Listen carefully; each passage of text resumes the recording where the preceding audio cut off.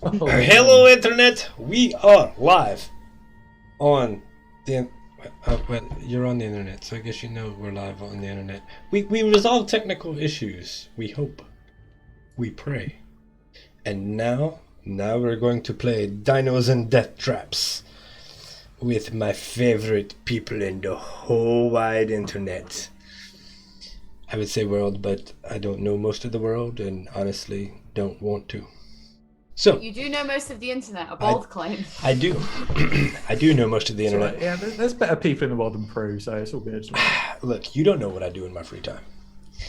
Anyway, hello people, hello players, hello internet.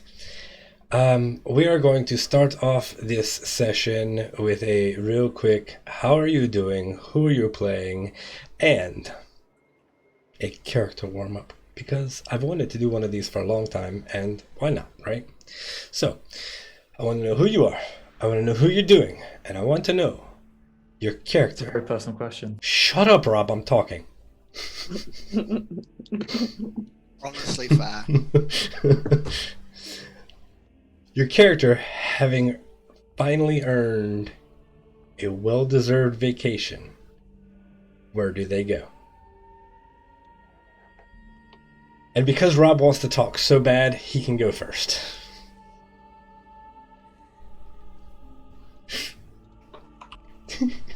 Just flat out refusal. Oh, is his internet died again? No. He was so still. It's just No, Rob. I was just being Rob. a dick. What's going on? I'm Rob, the Undead Gamer. I'm finally back playing Baylor Agartha, our massive white pussy barbarian. White pussy pat. Whoa, hang on. No. I'm set back. Moving swiftly on. I've already fucked it. Mate. Baylor's going on vacation. Where's Baylor going? Other Baylor than hell. Baylor's absolutely going to like some kind of like bodybuilding event. That's like his holiday. He's going to like that place. Is it on Palm Beach? Where you got all the muscle dudes there. He's going to Gold's Gym. He's going to Muscle Beach. Yeah, man. He's fucking there. Like he's there for a holiday. He's there for like to enter a competition, get himself boiled up. That's exactly what Baylor's doing. You'd think that wouldn't work well with the... You would think. I mean, the temperature will be the same as Chult, though, so... Alright, cool. It's getting sweaty. Sweaty with the dudes. Oh, Burrito. How are you doing? Who are you playing? Where's your character going on vacation? Somewhere like, you know, a tropical island, something like Fiji or somewhere in Hawaii, just really nice and beachy so that he can, like, Ilhak can look at the water, not enter, but look. Lie on the beach, roll around, you know, dust. I think I actually defined her as a her, so I don't know why I keep on calling her a him. But just, you know, feeling luxe on a little beach holiday in like a white, you know, sun cover up that rich people wear, and just feeling the fantasy for 5 minutes till they get shot out of the sky somewhere again. Cool. So let's go with Prue. How you doing? Who you playing? Where's your character going on vacation? I'm Prue. I'm playing Z, or Zayadi Ngore as her full name, a level 7 fighter. And I'm good. I'm having a good day. I woke up very hungover and just dealt with it, ate sandwiches and chips and things, and went outside a lot, and now I feel okay. I think Z would go on holiday to Icewind Dale, which sounds strange, because why would someone from the bustling, beautiful city of Port Nyanzaru want to go to some cold shithole in the far reaches of the north? But there have been rumors that there is an ancient city buried beneath a glacier there. And that's too intriguing of an opportunity to pass up. Excellent, excellent. Josh. Hey, I'm Singularity Josh. I'm doing. Today I'm playing Artem Agartha. As we were, Artem would go on holiday. Honestly, back home, more likely with his brother to keep him out of trouble. Artem would like to go back home and just have a couple of nice days in the mountains and the monastery, and meditate and have like a nice peaceful time. In reality, he's going to fucking Gold's Gym with Baylor to make sure he just kills someone. This jaguar-looking tabaxi comes up, is like, have some of my protein shake. I promise it's not poisoned. And Baylor's like, yummy, yummy, yes, please. Oh, you were in Omu last year. I had a brother who lived there. Oh, excellent. All right. And Neve. How you doing? Who are you playing? Or are you going on vacation? I'm playing Sandfire. I wrote a rhyme, so I'm gonna fucking use it. She tried playing nice, so she's won. Now failed. She's running if Grung go well with rice. And she'd get a download. To be honest, she'd get a download fest. She just wants to go to something full of actual people that she can probably swindle and music. But then she'd probably feel bad and go. I like to the idea of Iceland. the halfling in the mosh pit. Like, The idea of a halfling going to mosh pit. The idea of a halfling going to Drownload, which is like famously very, very wet and muddy, being 3 feet tall, like. No, else I is mean, famously wet. In all fairness, she's prepared because she's been trekking through Cholt. So. Then she'd probably book the ticket, then feel guilty, refund the ticket, and then go to Icewind Dale because she doesn't want to leave Zadie's side. Excellent. Are you sure? Icewind Dale sucks. Yeah, but she Fucking really lost shithole. me once to be a fucking coming stone. Doesn't want to add icicle to the list. Right. So, most of you would go somewhere in a climate similar to where you're currently at, or I completely intentionally picked opposite. somewhere tropical, gang. I want to know what it's like to feel cold for once in my life. Just tell Zadie to look in the mirror. So, it's just the question. Like, when you look at Ilhak, do you see a tropical bird or do you see a penguin? An I want to Aarakocra play Erica penguin! Penguin. Oh my oh, god! shit. They have a fly.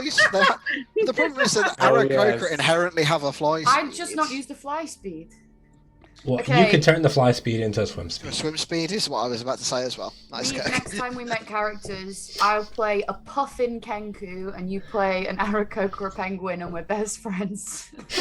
Oh, That sounds cute. Could one of you be a Penguins are not penguin very wholesome that creatures. doesn't wear clothes but is constantly ironing? What? Pingu. It's like Do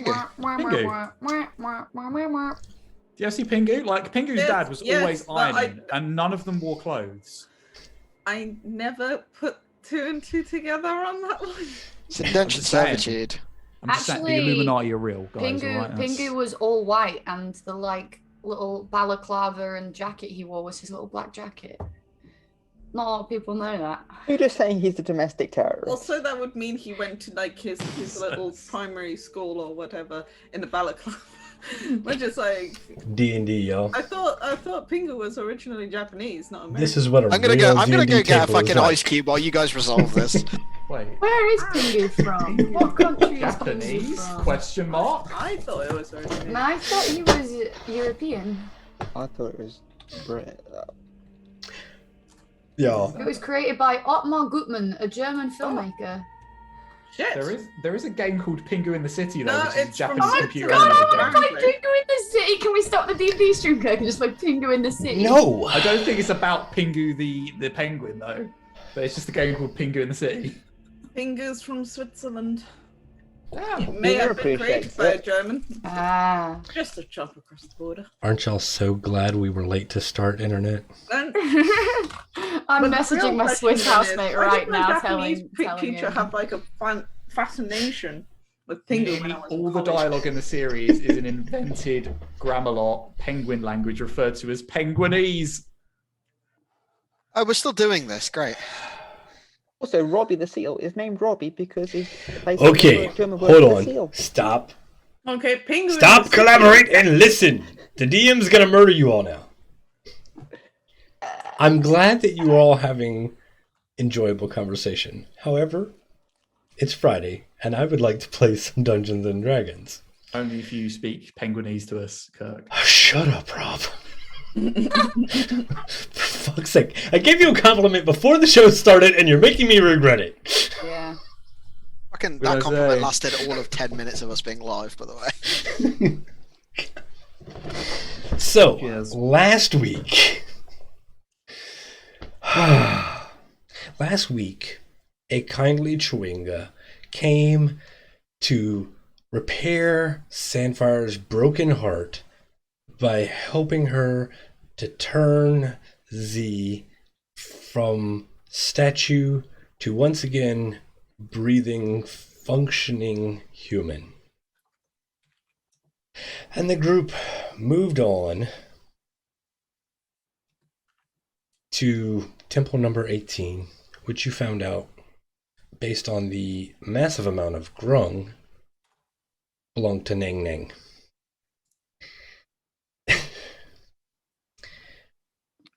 Some diplomacy was tried, but they wasn't having it. And then some arrows were fired. Combat ensued. And for once, the bad guys had action economy on their side. And the group was forced to flee, hanging on to their hit points for dear life. And that is where we're picking up. So, I'm going to go ahead and move us over to the map. Now, I want to point out that we are at about 4 o'clock in the afternoon. You've had a kind of long day because this is your second temple in the day. What would you all like to do? Would you like to try to find a place to rest and recover, or do you want to regroup and go back at it? My spell Let's- slots say rest. Do we know if I- Grum can see in the dark? I fully agree that we should rest and recover. Mostly so Ilhat can recover spells, and also so that, like, I can get my fucking hit points back without needing to spend hit dice and stuff. Like, I know Zadie has, like, spells or, spell equivalent ammunition. So I think we probably need the long rest, honestly. Yeah. Okay. So, then if the group would like to find a location to long rest, I will move you to another map, and I will let you pick a building. Yes. I can I'm cast on the Tiny Hut city if map. you want, guys. Oh, you're on the city map, Yeah. but that's not the map you're picking a building from. Oh. Oh. You should have tokens here on this map. Yeah, it looks like everybody else is on like a different map layer to me. It's really weird. Y'all might actually be on a different map layer. Let me, can y'all interact with your tokens? I can interact with mine, but everybody else is like semi see-through. That's It's either because that or of the dark map vision. is fully dark. Yes, the map is fully dark. Yeah, I can't see anything. Which makes sense. So I will temporarily give y'all daylight on this map for y'all to pick a building. Ready. So Ooh. pick a building, any building, and y'all can attempt a long rest. This one, I think.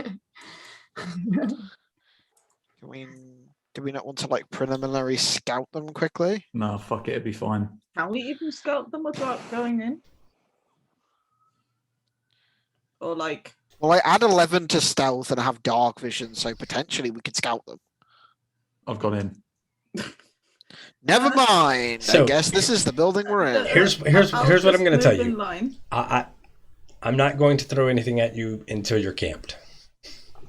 Because there's not, I mean, you could scout whatever, it doesn't matter. The building will be perfectly safe. I just want y'all to pick a building on this map to set up camp. This building may Yes. generally be a good shout because it's quite I still small. somehow sounds like we're about to have our bedrolls ruined, and just we're gonna want to have a nap, and someone's gonna come in and ruin our day. My bird friend, I learned many years ago not to spoil my bedroll. It is not good and cause lots of cleaning. So I get up in night now. But don't worry, it is difficult to overcome. No? I can help.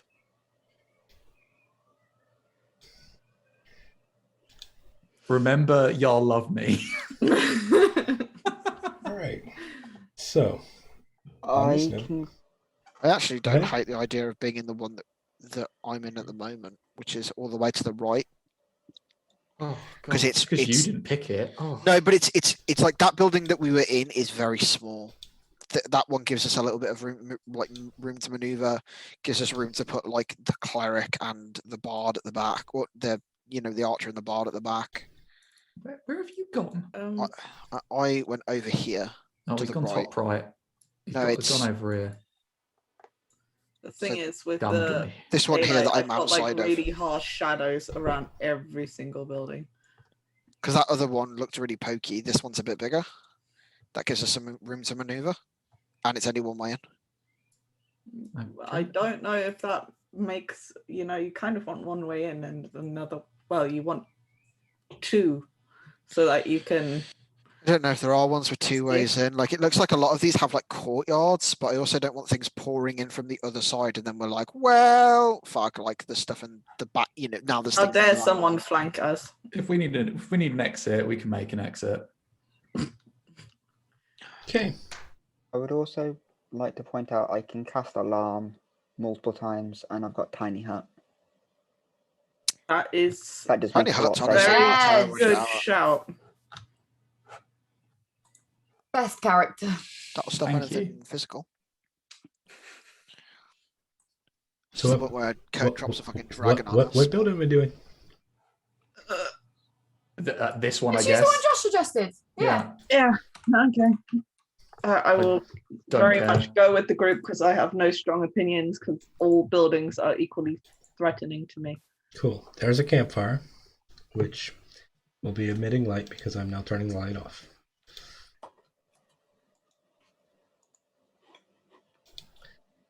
Because the sun is setting.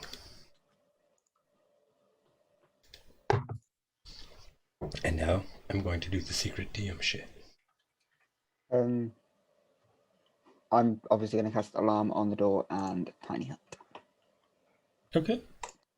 just because that stops all physical things and magic going through. Doesn't stop magic. Doesn't stop magic.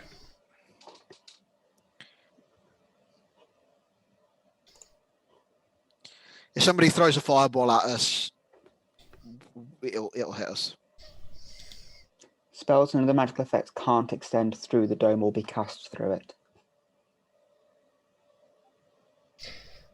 Since when did they change that bullshit? Because that was a big thing in Critical Role. At one point, they go rob a dragon of its treasure, and then the dragon can't do anything about it. Theoretically, like maybe they're Bullied. more at it and stuff.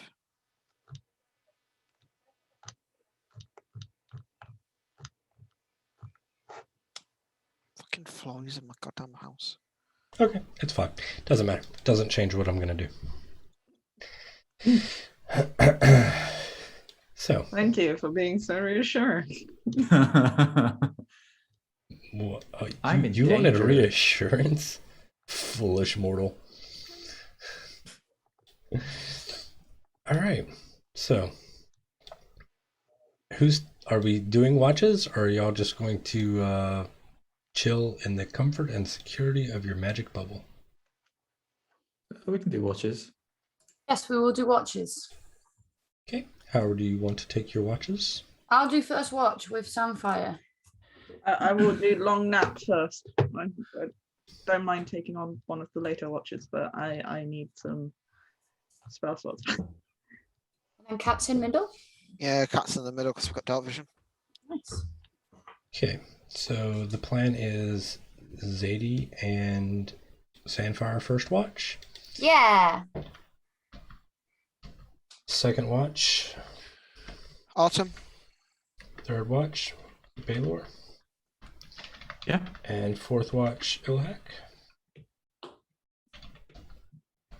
Cool. All right.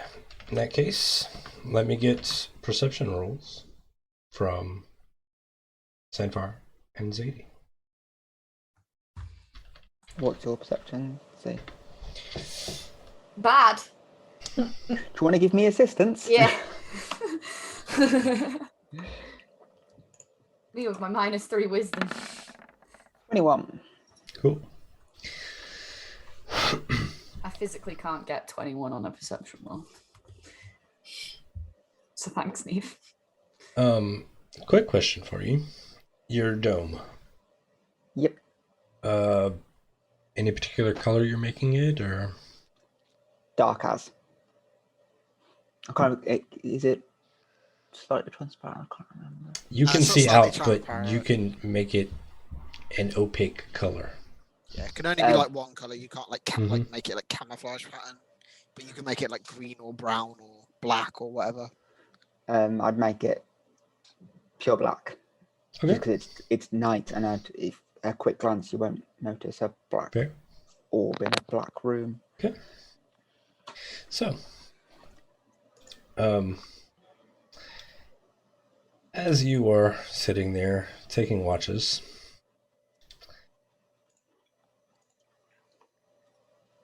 your 21 perception is nice, and you actually notice a figure approach the dome moments before the alarm goes off, because it reaches across the threshold and knocks.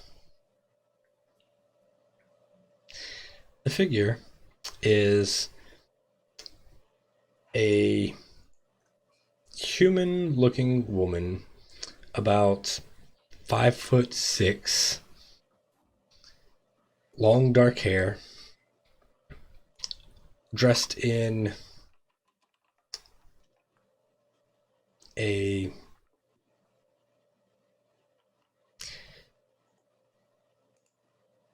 layer of silks.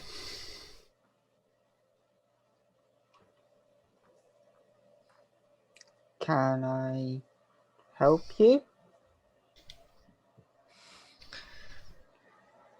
I have come to request an audience. With anyone in particular, or Oh, I request that all of you attend me as we return to my master. and who is your master? Arast and see. Yeah, boy.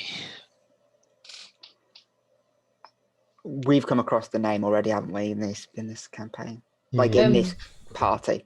Mm-hmm. We're busy right now. Send a message.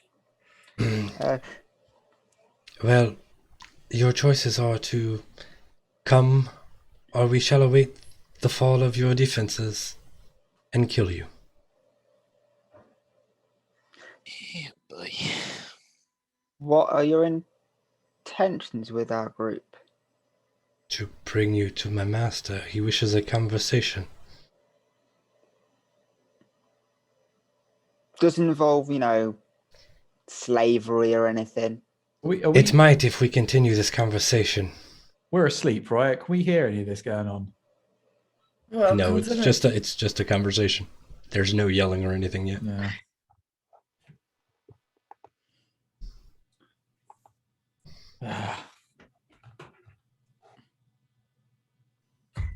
No, we're sleeping now. You wait 8 hours, we'll come with you. You can't see through the opaque, like we're talking through the opaqueness. She can't see us. She can't see you, no. I'm gonna cast message on Artem. Okay. Because in theory that would wake him up. Sure. Wake up. We have visitors. Gather the others. If that wakes me up. Be quiet, please. You're talking to the rogue, like. No, as in, I didn't want you to It go. is my default. It is my default mode to just move quietly. No, I will roll over and I will put a hand over my brother's mouth, and then like tap him awake. Okay. I'm going to cast suggestion on this thing. Can't. Okay. What Go do you ahead. mean I can't? Yeah, that's right. I forgot you can see it. Yeah. I was like, you got to be able to see it. Yeah, DC 13 wisdom save. Okay. And then I will tell you the course of action depending on whether she succeeds or fails, right? Because I don't want to drag this out and make it. I will also do the same for Ilhak, which is probably more startling to Ilhak than it is to Baylor. Also, Baylor you is have probably. to hold her beak. Yeah. Like, But I've been told to do it quietly. Yeah, she's got actually got a 17. Okay. yeah, definitely a lot more startling. I don't know if this is like a standard thing for Baylor for you to come in and Honestly, be like, probably. whereas for you know, That's why I held your beak. I probably wouldn't even have to hold Baylor's mouth, but In my culture, it's very rude to address someone without knowing it. What is your name? having very polite conversation. He is getting really bored next to you.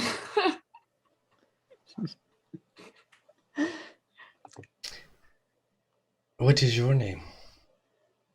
I will kind of like nudge Zadie like with my foot and see if I can get Zadie to like not message me, but I know she can telepathically communicate. My name is Lightfoot. My name is Itzilla. At least you have the pleasure of seeing me. It's a great thing, isn't it? Yes, so will your death. Has your master ordered our death? My master gives me freedom. He wished me to offer you an invitation. Your refusal means you We're not refuse refusing. him. We We haven't said wait. refused it. Ah, We're trying to ascertain of what you want with us. I told you he wishes a conversation. Now come or die in the Okay. morning. Your choice. Right. Okay. Or why don't we just come in Do the you- morning? I She don't walks away. understand. You don't have to say whether what it is or not at this present time, but do you know why he wants us? She walks away. For fuck's sake. The fuck was that? You know, we had that conversation with that dude under the stones, and there was the snake people he was on about. The snake people. We've just had visitors. Did she look human? She was human, wasn't she? Just a Yes. Yanti, I'm guessing. She's She- a Yanti she- pureblood. Human. Like OC. Mm-hmm. Or looked human-esque. If they want to talk, I see no problem, provided they provide assurances under the regular rules of parley. No, they don't. I also Did think Did you they- ask them if they our did? time to talk has thoroughly run out by. Oh, she is gone now. They are. She's a couple of thoroughly- feet away. We can run and catch up. I mean, we go or we don't go. Okay, There's right. Axe Baylor and Arrow leaves. on the way. Baylor leaves to go and find her. Okay. So Excuse me, if you hello. step out. Yeah. All right. I will put the token onto the thing if you want to step out of the building. Dope. You should be able to see her. Yeah, I can. Yeah. Hello. I am Baylor. Pleased to Yes. meet you. You have chosen to come then? I was resting, a little bit confused. If you wouldn't mind telling me, your master, he wishes to see us, da? Yes. Right. And if we do not come, we die. Why? Because this is our land and you are trespassers. Right. But if your master wishes to see us and talk with us so badly, why would he order us killed? If we are clearly important, no? No one said you were important. That you wish your master wishes to speak to us. Your master He's is clearly a big curious. man, is he not? Is he a powerful man, da? So he's clearly an important man, and only important men wish to see important people, don't they? Right, brother? You can roll an insight check if you'd like. Sure.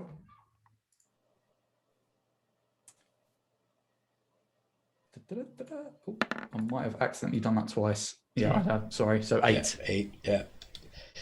She is obviously infatuated with your muscular build. Damn straight.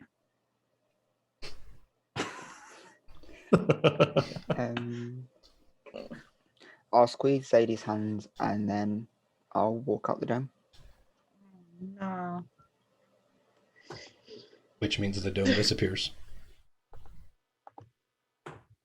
Oh dear. It's all right. I guess it's time for us to go. No naps for me. So, can we have assurance from you? What Because assurance they're do clearly you want? That we will not die? That we Is- are... oh, no, how can what I is it? promise you parlay? will not die? Can we have an insurance that we're not going to have a small accident arranged by your group before we reach your master? Our job is to bring you safely to Rust Sea. Wonderful. Okay, so then we won't die if you agree to bring us safely, no problem. And we are coming to speak to your master as peacefully as possible, and we expect the same in return, huh? Very well. Is he in the city?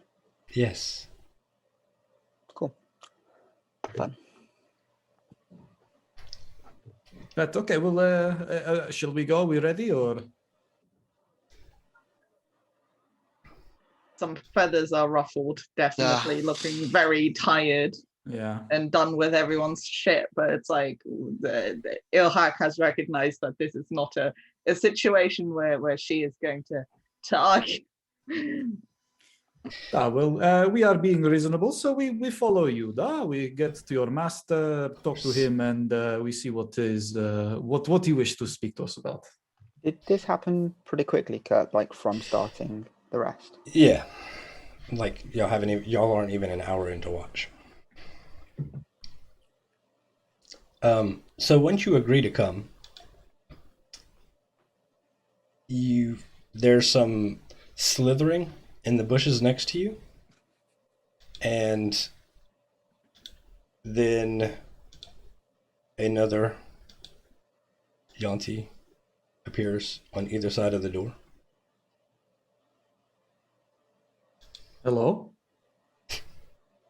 Those are the wrong tokens. I should do the other tokens, because those are the ones that can't change. My bad. I'll fix that.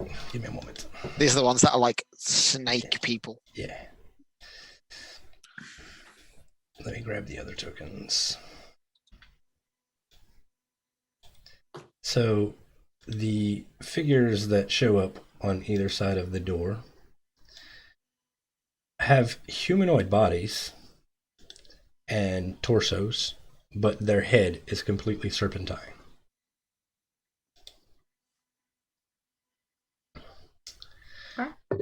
Very well.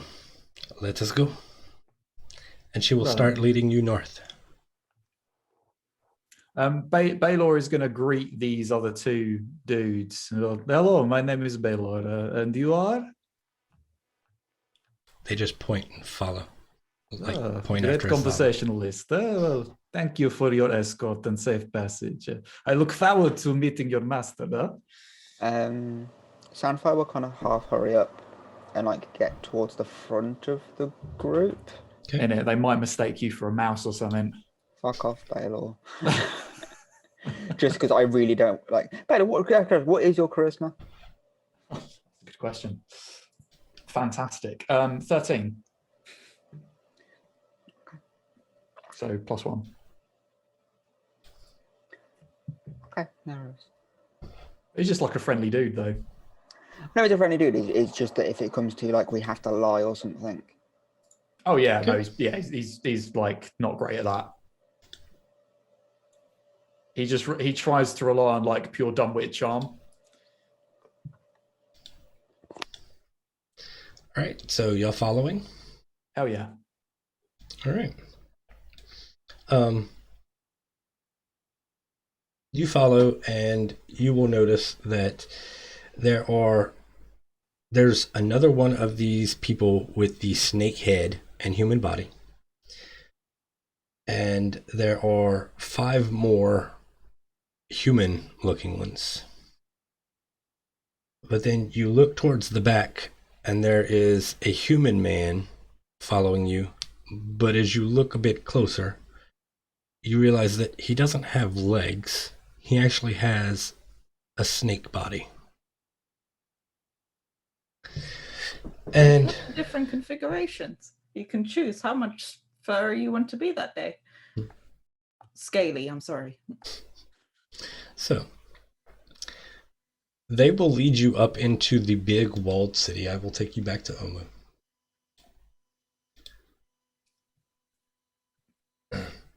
So they will take you in through this gate here in the big walled area.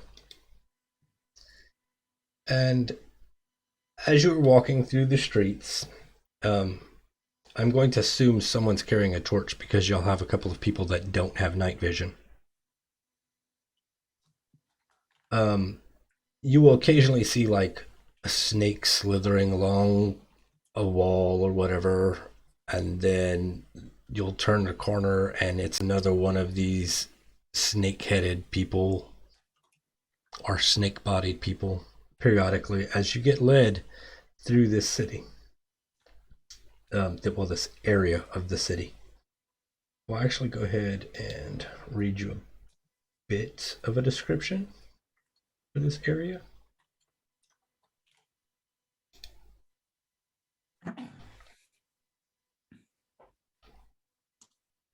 Just as we're walking, like I'm just going to sort of like whisper to my brother in Undercommon. There's lots of escorts. They are either taking us to a very dangerous place, or they are afraid of us. I think a bit of both. Uh, It is where their king is. Would you not put royalty under guard? but you'd expect the guard to be there and not escorting us. Guess we'll find out. Are the guards or anyone speaking? No. Like, So, a bit of descriptive here for y'all. Thousands of bats swirl above this great ruin. Behind a 15-foot high circular wall, which is where y'all been led into, you see crumbling arcades, vine-choked statues, empty plazas, and buildings overgrown with banyan roots. Streets that aren't flooded are often choked with rubble. You see snakes slithering amongst the rubble, and periodically you'll see another one of these Yuan-Ti Malisons. But they will lead you up north into this area and then make several switchbacks until they bring you to the edge of the water and a building over here, up in the north portion.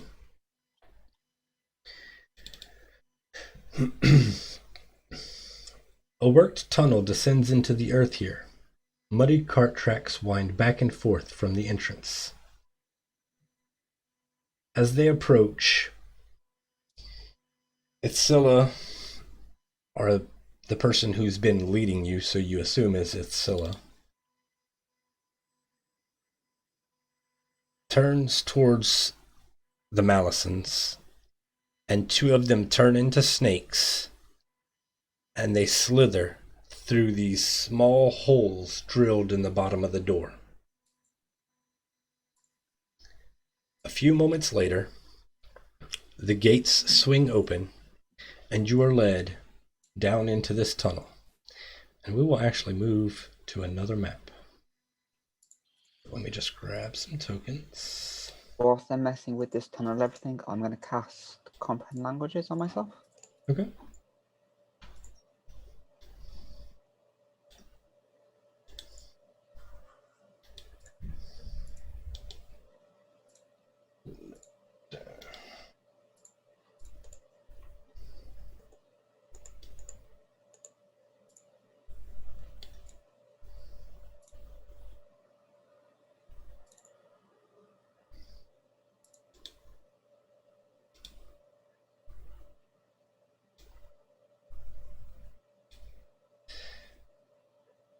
I'm not going to bother grabbing your escorts at this moment because that's just too many things for me to move. Alright, so let us move to this map.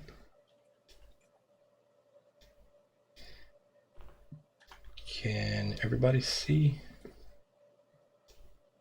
Yeah. Top left of the map, gang.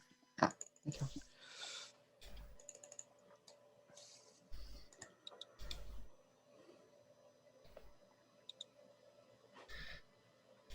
So you're in this tunnel. Let me actually see what y'all can see because, yeah, all right, so cool. Let me open these doors.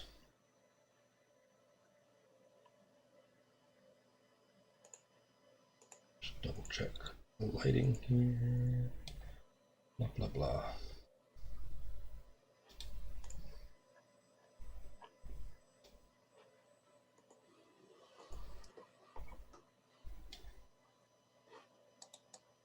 All right.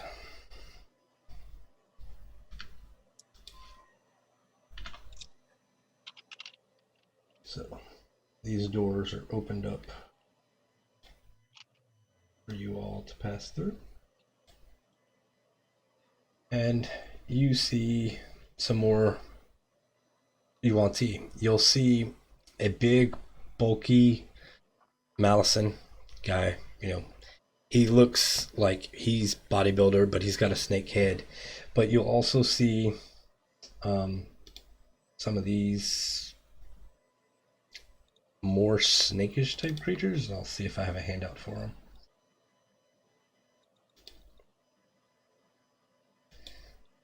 So you'll see 4 of these guys. Oh dear. They look happy. Who seem to be like subservient to the brood guard. I can actually show you a picture of a brood guard, the Malisons if you want. The snake-headed ones anyway. I think y'all might have seen it already. If only had a book full of things about these creatures, then someone had read it. Did y'all get the handout for the Yuan-Ti Malison? Yeah. Mm-hmm. Okay. So that's the snake-headed guy.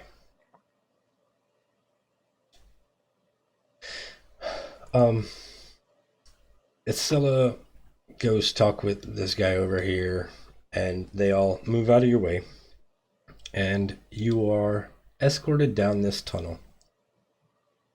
If you want to go ahead and move your tokens down, I'm just going to double check that there's no gray text to give y'all kind of a descriptor of the area. Oh, he's a big lad. Just hold on there.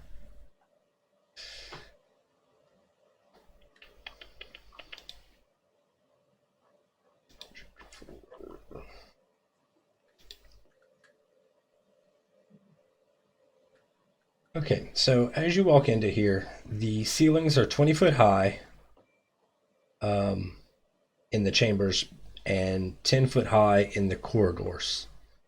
The doors are made from worked stone with 4-inch wide holes spaced along the bottom.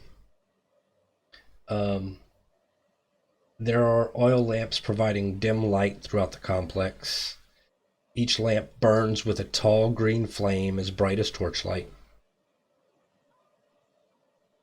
There's, well, y'all haven't really been anywhere, but there's going to be ramps more than stairs here.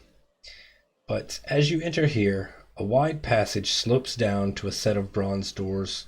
Coiled serpents decorate the metal with a sliding hatch at head high, 4-inch wide holes. That's the gates that they opened up for y'all to come into. As you walk over, there are iron grates in the floor there that you had to walk over, which seem to be lifted up. And as you look down, there are hundreds of snakes at the bottom of this pit. And yeah, so as you, let me double check where it is they're taking you. It's a big map, y'all. Lots of fun stuff. So yes, we'll continue leading you further south, and you can come down into this room. And I will read you the description for that room.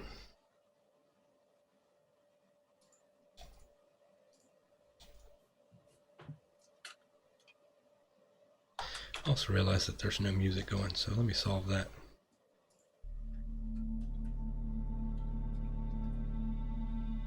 Okay, so Sandfire the only one coming down into this room? No, come down. Okay. It's a big boy there. So, as you come down and get led into this room, 4 pillars carved with serpent reliefs support the 20-foot high ceiling of this large room, in the middle of which is an 18-foot high statue of a coiled cobra facing north. Torches with green flames flicker on the walls, and the air reeks of dung. 2 wagons are parked in one corner, and a triceratops is confined to a metal pin in another.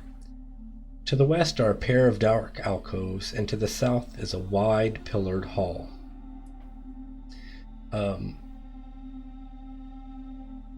The group escorting you takes you on and will lead you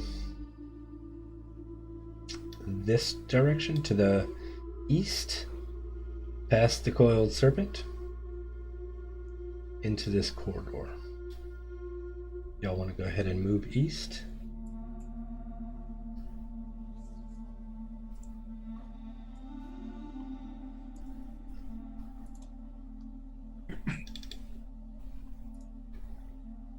You coming, Elhack? There you are. Alright. So, as y'all enter this room, an underground cathedral opens before you. At one end, a sculptured balcony perches atop 5 rearing stone serpents.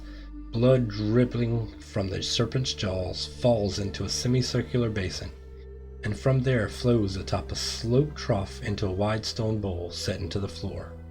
South of the bowl is a mezzanine, prominently situated atop, which is a cauldron of steaming broth that excludes fleshy odors.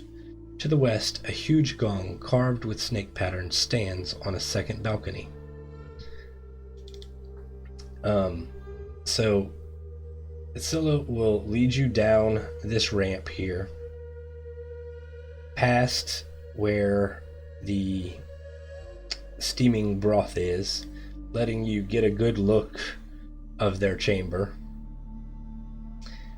before leading you down the ramp next to the broth, right past the blood-filled pool, and over to this set of doors over here in the east end. I'm just gonna go ahead, because I'm pretty sure there's dynamic lighting here. Or not. Yeah. Taylor's just jumping through doors. Really giving us a tour of this place, huh? On a no-see note. Well, gang, we're fucked. Nah. TPK. TPK. So, the doors will open up, and they will bring you into this room that you're all heading into.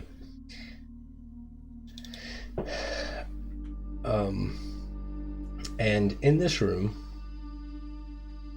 4 pillars support the vaulted ceiling, and steps ascend to an iron throne carved in the likeness of a hydra. Painted on the wall behind it is a large blue triangle. To the south, an engraved stone disc is set into the floor of an alcove.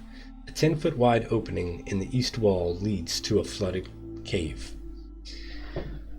As you enter this room, Scylla bows, and I just need to move stuff around because it's all up in my way.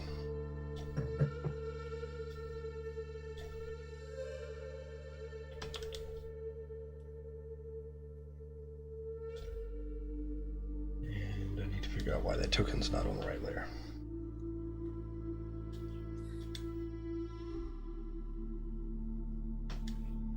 There we go. So, in this room, you will see some more of these brood guards, and you will see a check what he is.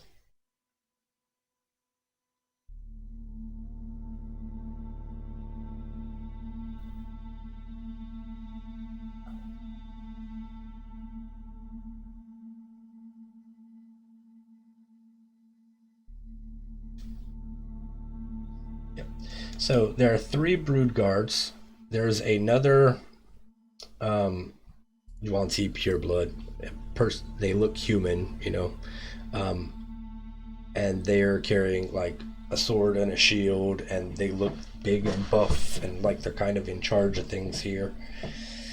And then there is a figure sitting on the throne with 2 more of these snake-headed men on either side.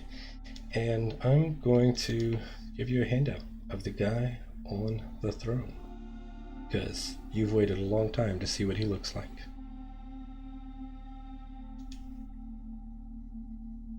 Zadie just begins teabagging him. This is what you see Yo, sitting it's upon the Snake Man throne. Ra. That's fucking dope.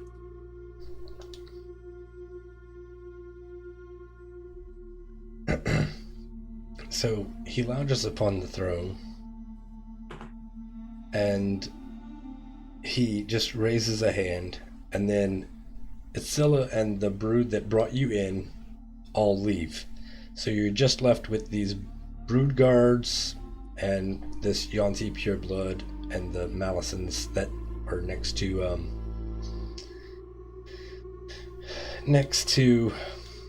the throne. The brood guards will kind of stand off a bit from you. That way y'all don't feel immediately threatened. And Rasnasi goes, you've accepted my invitation. Good. Tell me, what brings you into my city?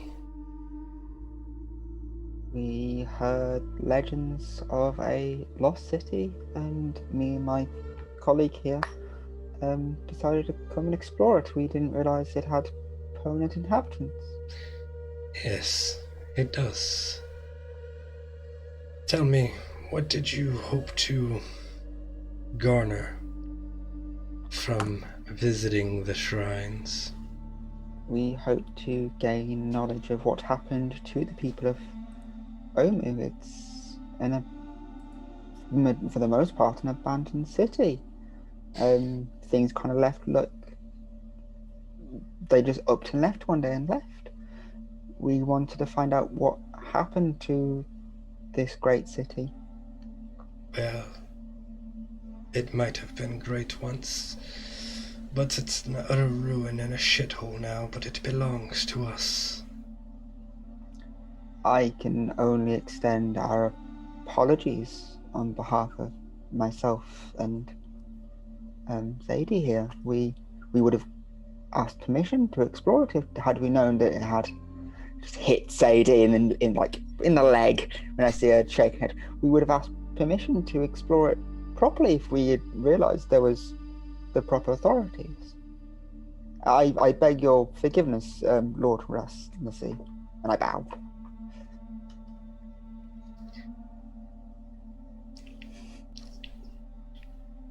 Looks like you absolutely. Are you lying or not lying? Because I need to know which role I'm going to make you do.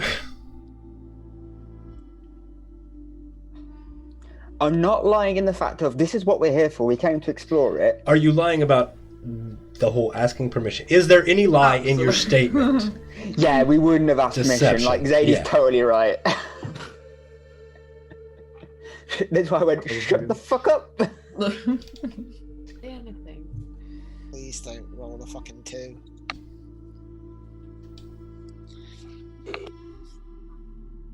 Just straight into combat again. Oh, I don't even remember. Oh, If there was ever a moment for a nat 20, fucking hell. Fuck you, Raz the Sea! You wrinkly old bastard! Oh, if there was ever a moment we needed a nat 20. Oh, I bet when he sheds, he looks like an old condom that you find in an alley. So, fucking years. God damn it, Rob, nasty. To be fair, me and Rob, You're welcome. Quite a few years ago now, me and Rob used to live in Wickham, and that was not an uncommon occurrence. That's right. So he looks bemused and goes, "Well, I'm not inclined to give permission for the pilfering of our city. We've kept track on your movements, and you seem to move with a bit of purpose, much like those red wizards. In fact, now that they've been dealt with, I believe you're the only intruders left. Tell me, what is it about these shrines that so captivated you?" I think this is the point where Artem will kind of perk up a little bit. Our friend was taken from us by another party. I don't think it was you. But we seek the return of our friend. It seems that was where they led. We needed to visit the shrines to gain access to where we needed to go. That is the interest. I would like my friend back. We have no interest in taking anything of immense importance or value out of the city. Shut the fuck up, Zaid. I'm not saying, but shut the fuck up, Sadie. It's a very non-verbal, right now is not the time. We, like my associate stated, we are also seeking a lost member of our party. We discovered early on there was something to the north of your city, and we're just acquiring a way to access it. Now, as the ruler of this city, I'm sure you would want to make sure there's no threats. And if there's something beyond that barrier, it's in your best interest really to know, and we're merely doing that service for you. How kind of you to offer to explore what is already known to us. May we ask what is? It is not known to us, that is the point. Sorry, I couldn't keep my tongue, but archaeology is a beautiful art form, and you are so rude. I'm just waiting for him to slowly pull out the business card Sandfire handed someone, where she scribbled out I think it was treasure hunter or something, and wrote archaeologist misspelled over the top. No, it was plunderer. I scribbled out plunderer. I'm waiting for that to come round. Sandfire just stops, breathes into her hands very heavily. Zadie gets very passionate about the subject. It is not known to us what is beyond this door or temple to the north.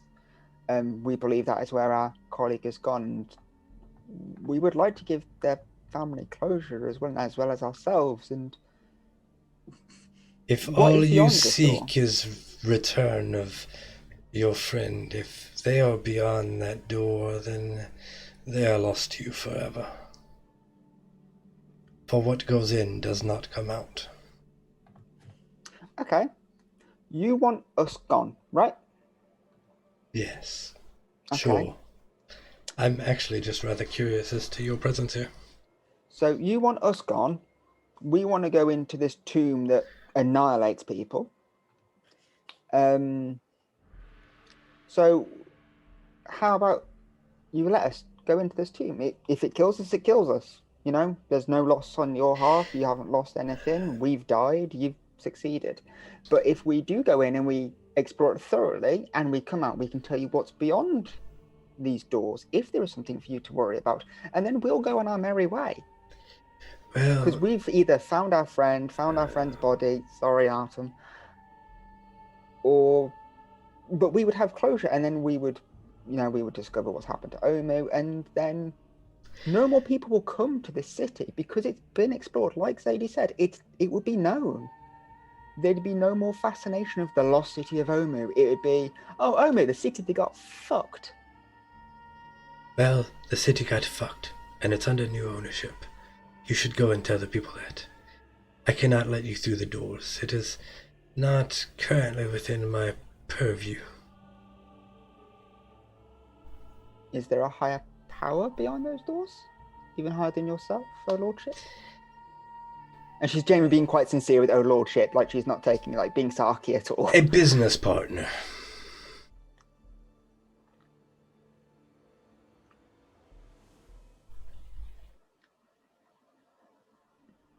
Bad for business to do no advertising. Just saying. People will keep coming to this city. We're not the first. We know we're not the first, and we won't be the last. Yes, what I keep trying to find out is why you keep coming.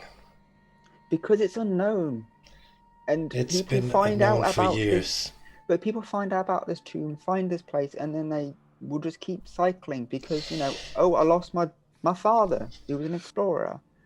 People come here and they don't come out, and thus it remains unknown. Once it is quantifiable, it is no longer of interest. It's in your best Free interest to let us. advertising. If you keep your tabs on us, we're more than happy to be kept tabs on. But let us explore. Let us go into this tomb and explore that as well. Because you said yourself, you don't know what's in there. Your business partner could be ready to stab you in the back. And if we die, we die. And Roll then a persuasion check. The enemy of my enemy is my She friend. really pushed Oh, that was so close. That's to a such a bad number for a halfling to roll. I do not think my relationship works the way you think it does. But you interest me. So, I am aware of what's in the shrines. I am aware they are key. I am aware you are in possession of 7 of them if you've taken them from the wizards. Which means you're missing 2. It is within my purview to claim these items. But, well,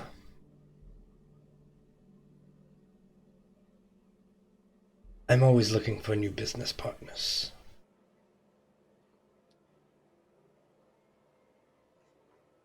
I do you the favor of Not killing us? why would I kill you? You're interesting. I've never had any intention of killing you. I am offering you an very good opportunity escort, to acquire that which you seek if you do me a favor. What is this favor, may I ask? Oh, that I can't quite tell you. We've just met. I haven't had time to get to know you. But I will offer you the hospitality of my fine palace and stay a few days and show that you are genuinely good-natured and willing to be of assistance to our cause, and then we will talk further. Your cause? What's your cause? My cause is, well, divine in nature. Okay, spit it out.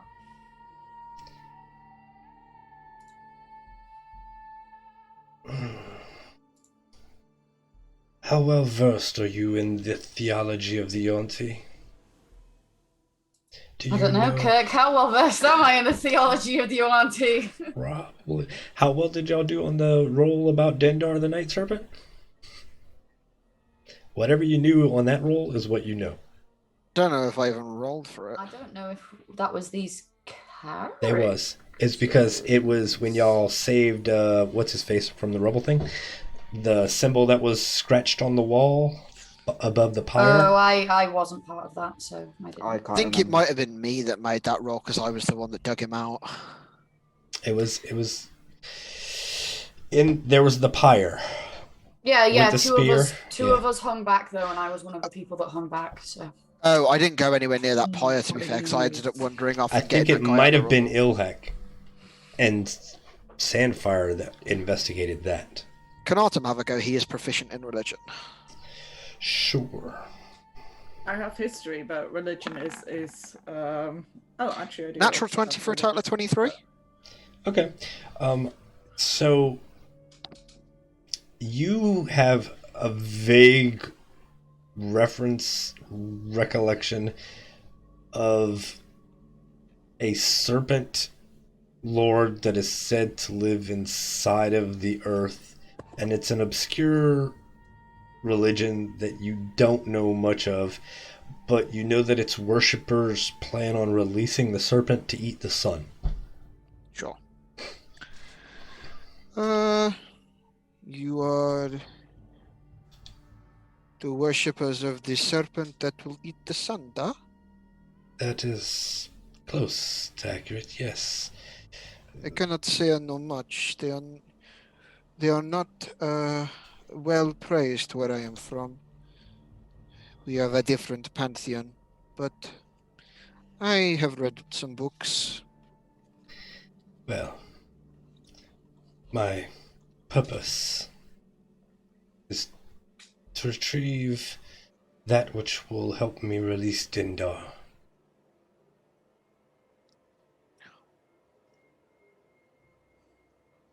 But I need to know that I can trust you before I will allow you to help me with this favor. So, know this. You can stay here, mingle amongst my friends, followers, enjoy the hospitality of our fine palace, prove yourselves trustworthy allies, and then we will have another conversation. Or you can leave Omu and the treasures you have pilfered behind.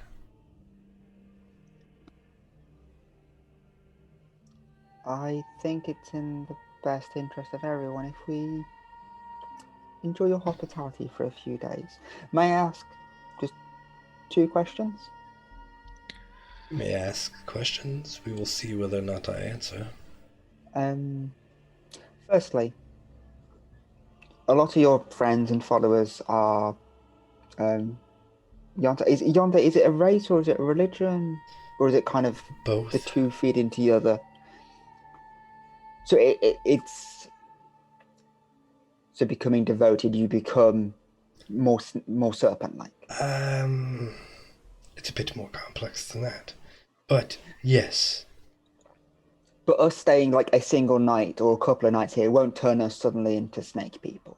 No, that's a privilege that you would have to beg to be bestowed upon you. Okay, we just wanted to check. Just, consent's important.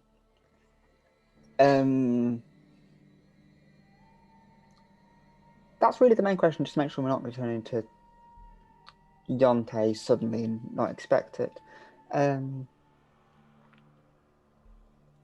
If we, conversely from our side, if we decide that our goals don't align with yourselves, would we still be free to leave and leave Omu, obviously? Rather than wasting everyone's time, if that makes sense.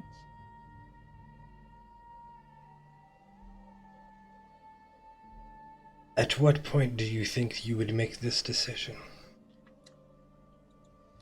It could be a thing we see.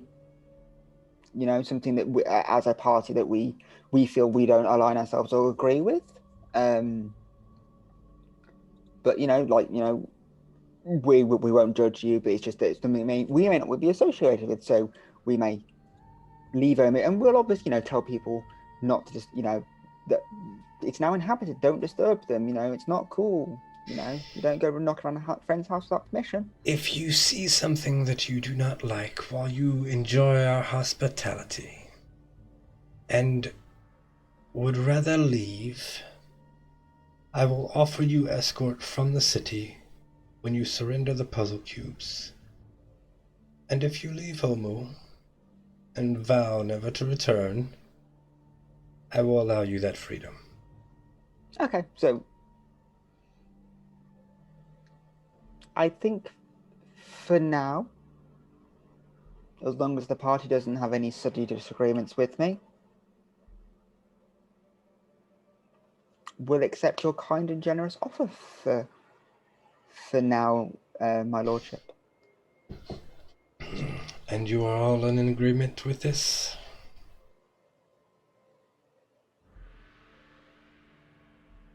No. This No. seems. I am in agreement. We will spend a few days here to see if you like us. Very well. Then It is a fair deal, I think. No, I look forward to your hospitality and consuming your local delicacies. Also, is there a place in which your guard lift heavy thing and put heavy thing down, and then go Do you mean lift the another word heavy gym, thing, Baylor? and then put heavy thing down, and then find other heavy thing and pick that up and put it? Sorry, I get carried away. all right. I apologize for Baylor. He I not can sure see what these happened when he was young. your guards. They are Very built. da. Yes. You may have the opportunity to lift heavy things multiple times. Da. That will be up to Fentaza. Oh, fantastic! I would like to train with him. Sekalak, please escort these fine friends to Fentaza so that she may acquaint them with our way of life. And the human-looking fellow over here will bow and salute and will motion you to walk forward as he starts coming this way. Come now. Feel like the shackles will come out now.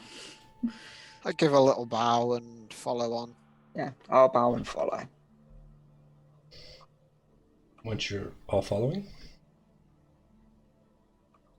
he will lead you back into this room with the pool and back up the stairs and up the ramp. So it's almost like you're coming back into the way you came in.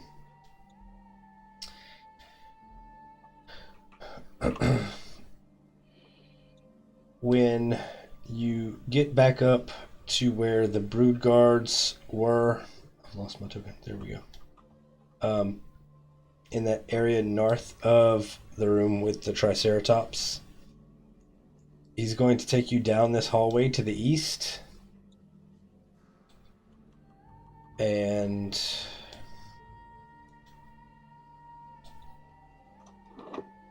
as you get into this hallway, he stops at this doorway right here.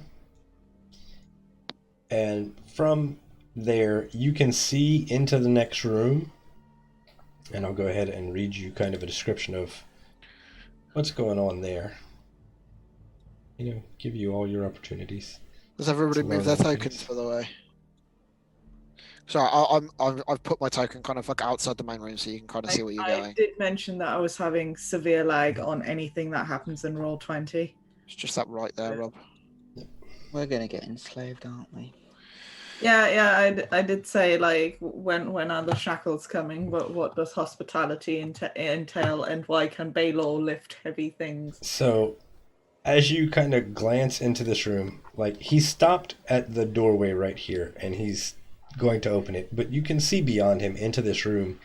There's a blood-stained altar that stands in the middle of this room. It has shackles bolted to its top and niches carved into its sides. Housed in each niche is a human skull, Grooves run down the altar to gutters on the floor that allow spilled blood to drain into the walls.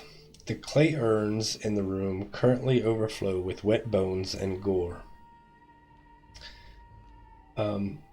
He stops and taps on the door here, and a moment later, the door is opened up. And I will go ahead and remove the dynamic lighting layer there.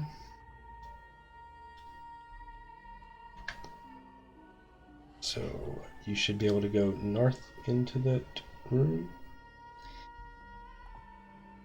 As you enter this room, a haze of incense lingers inside the chamber. Faded murals decorate the walls, and throw rugs and cushions lie scattered on the floor. An engraved chest rests in one corner next to a stone urn covered with snake carvings. A creature with the head and upper body of a dark-skinned woman and the lower body of a serpent coils in the middle of the room. I think I've actually got a handout of her. Just going to double check.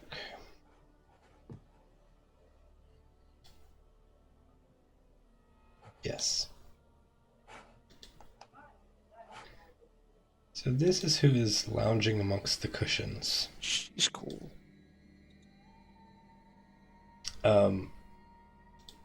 So the pureblood who has escorted you leans in and goes,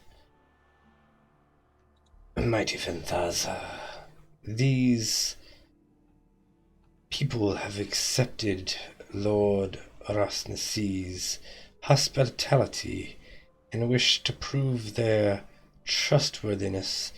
If you could find a suitable way for them to appreciate and understand our culture while showing their trustworthiness, Lord Rasnasi would be highly appreciative.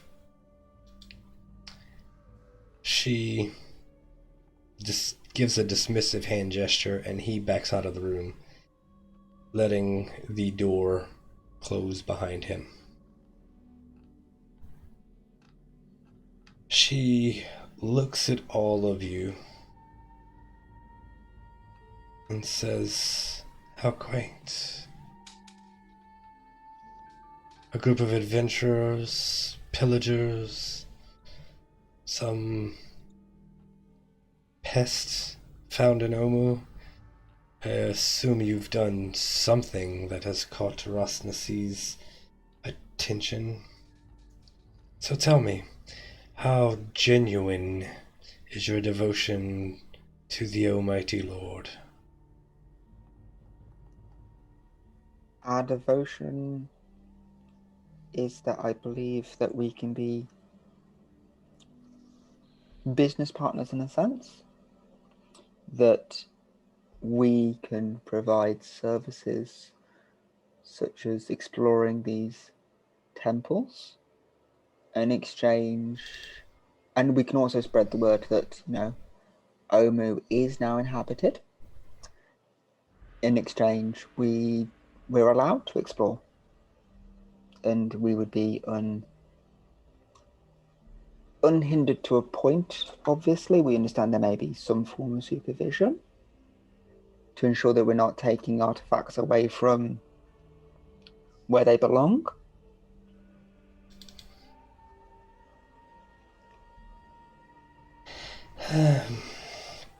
Well, let me tell you that you've been allowed a bit of freedom because you came willingly, I'm sure. Because otherwise you'd be in manacles before me. Very rarely is anyone allowed to walk freely amongst our halls who is not a part of our community. Well, now, and she points at the two tabaxis and the Aarakocra, your bodies would not survive. But I am supposing that neither of you two, and she will point at Zadie and Sanfire, have accepted or desire the blessing of Dindar to join our community? We, at this present time, do not. Whilst we do respect your right to follow whatever deity you wish and receive whatever blessings you wish, it is not right now for me and Zadie. Do you I did always do the inquire. speaking for her? No. Interesting. Got him. And you're not accepting either, I suppose? No, me and Uptow have a good thing going. Huh. She chuckles. Very well. Well, I am not quite as trusting of outsiders as Rasnasi.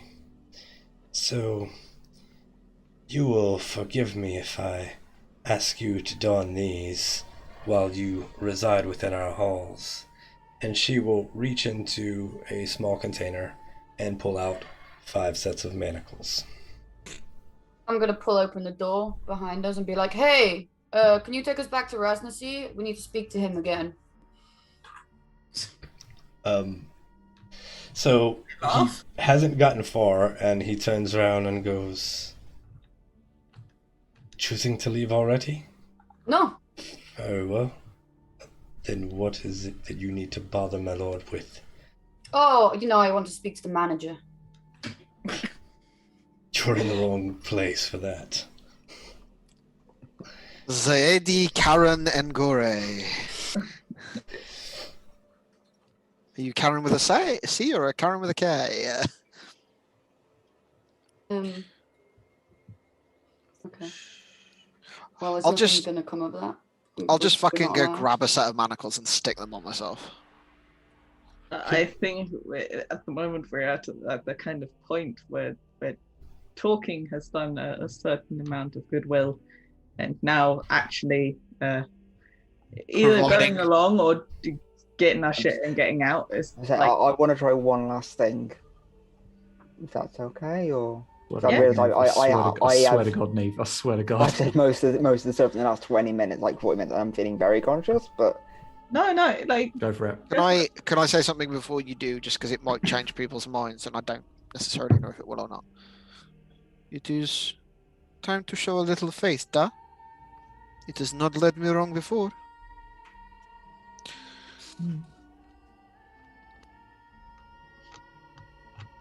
It is your choice.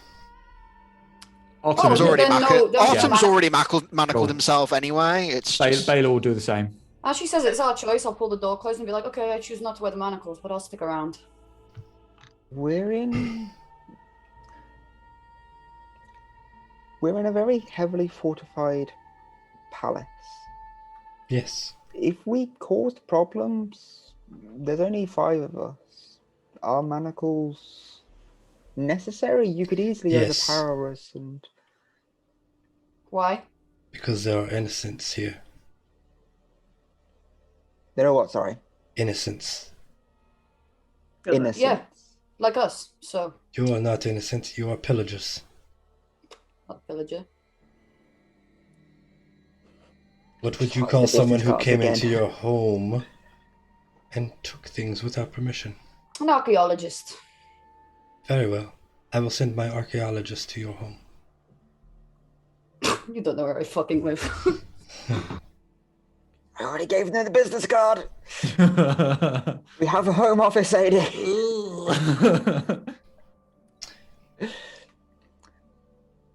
If this is what is required, like Artem said, good faith. Yes, good faith. And on that, Sandfire agrees, and manacles herself. Okay.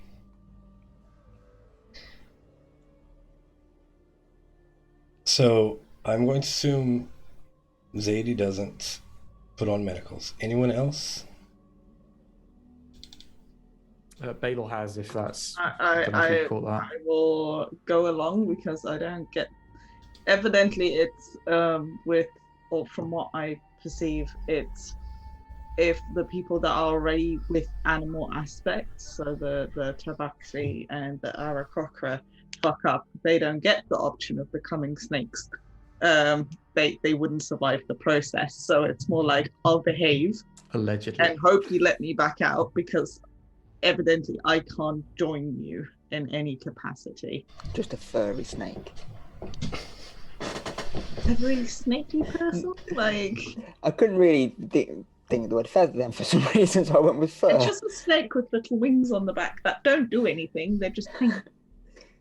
Like, They're decorative. it's just an Asian dragon, that is. It's just a snake with wings. All right. I don't. Do they have wings? Yeah, feather dragons are a thing in like Chinese mythology. So,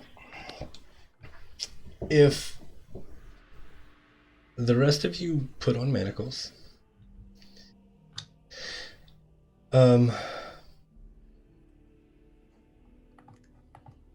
she turns to Z and says, if you are not willing to show faith and trustworthiness,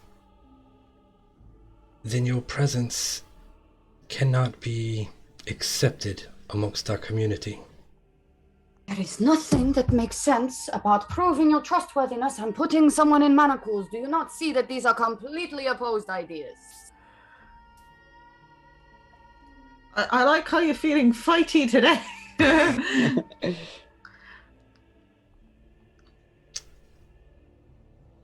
Them's are the rules. Are they? Yes. Why? Because there are innocents here? We're innocents. We've done nothing. Very well.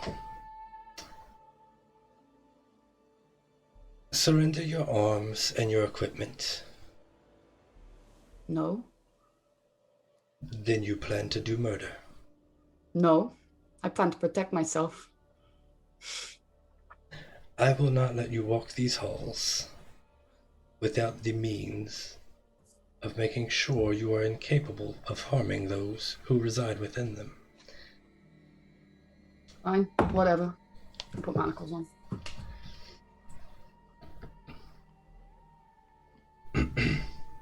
So, she looks a bit unsure and says, I will find you suitable accommodations. I've assumed you've not rested, and in the morning you shall meet with your new boss, as it should be.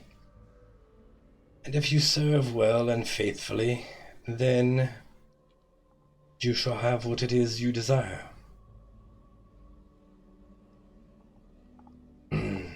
I shall send Issa to you in the morning. For now, please exit, and the Malison outside will take you to a place you may rest.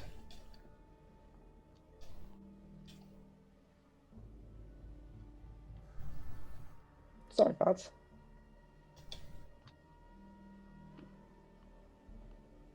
Alright, so will y'all step out into the hall then? Yeah, I mean, We've gotten this far. yeah, I mean, once you've degraded to yourself of putting manacles on yourself, you're probably just going where people tell you to go. Like, Alright. Artemis, How did the manacles attach? They're just clamped on Yeah, They're like just how standard do you manacles. undo them is what I'm asking. with a key Okay, is there a visible key in the room? on her waist. Okay. I mean, presumably, if we put manacles on, we've also not surrendered our equipment. It was the choice. So theoretically, his idea, if you really, really, really didn't want to wear them, Alton could get you out of them. Yeah. Yeah, I have a +8 to my sleight of hand, so I was just thinking about it, but I fucking won't. I can't be arsed with her anymore. All right. So you will get led through the chamber with the altar into room number 8. Dun, dun, dun. Behind a portcullis, which gets opened up, and you get escorted in. And there are 4 holes in the floor, basically, with grates attached to levers. And one of the grates is opened up, and inside is it's a dome-shaped room with a bit of water on the floor. And the Malison points down into the chamber.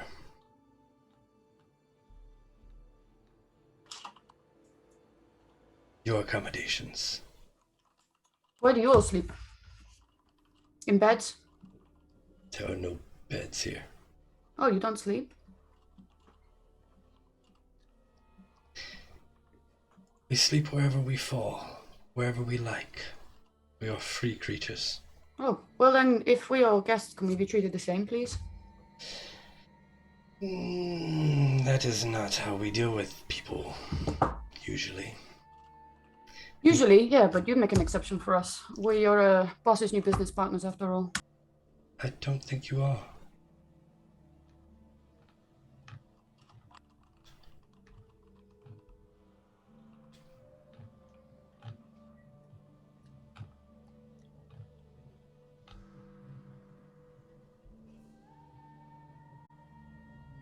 Alright.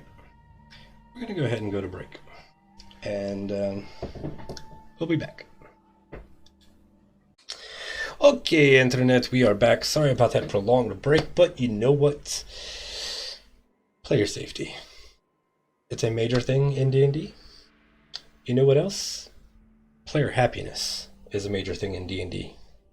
And these 5 people sitting at a table for a game willing to play that I am running mean the world to me. Their happiness means the world to me. And when you can see the look of I fucking hate this on a player's face, it's time to stop and have a discussion. So that's what we did. And because I'm in no way attached to this chapter, we're going to not play it. We have If it's decided... about player happiness, Kurt, can I get 3 levels, please? No, but you can get 1. See, compromise. You all level up. That is what's supposed to happen in this chapter. You hit the gym so hard, Baylor. That was it, yeah. And one of the snake guys is like spotting him. Yeah. It's like, Ooh, you can level do it, 8. Baylor. 6 on the hit points. Hell yeah, we like that. Holy, wait, that's above average. It's above 3, which is... Oh, Artem might have a couple of hit points, y'all. I got 51 hit points, yo. I'm a tank. What level are y'all now? 8? I'm level 8 with 51 hit points. I'm pretty sure wizards have more hit points than I do. I actually have to check something real quick. I think I may be wrong. Y'all might get another level. Oh. You're allowed to Towards re-roll Descent 1 from Avernus. once. You are allowed to reroll 1 once. Just don't do an Artem and roll a 1 again. Yes, don't do that. Well, you know, it's better than a 1. That's twice. Hey. That's twice as many hit points as a 1. Small improvement. Fuck yeah.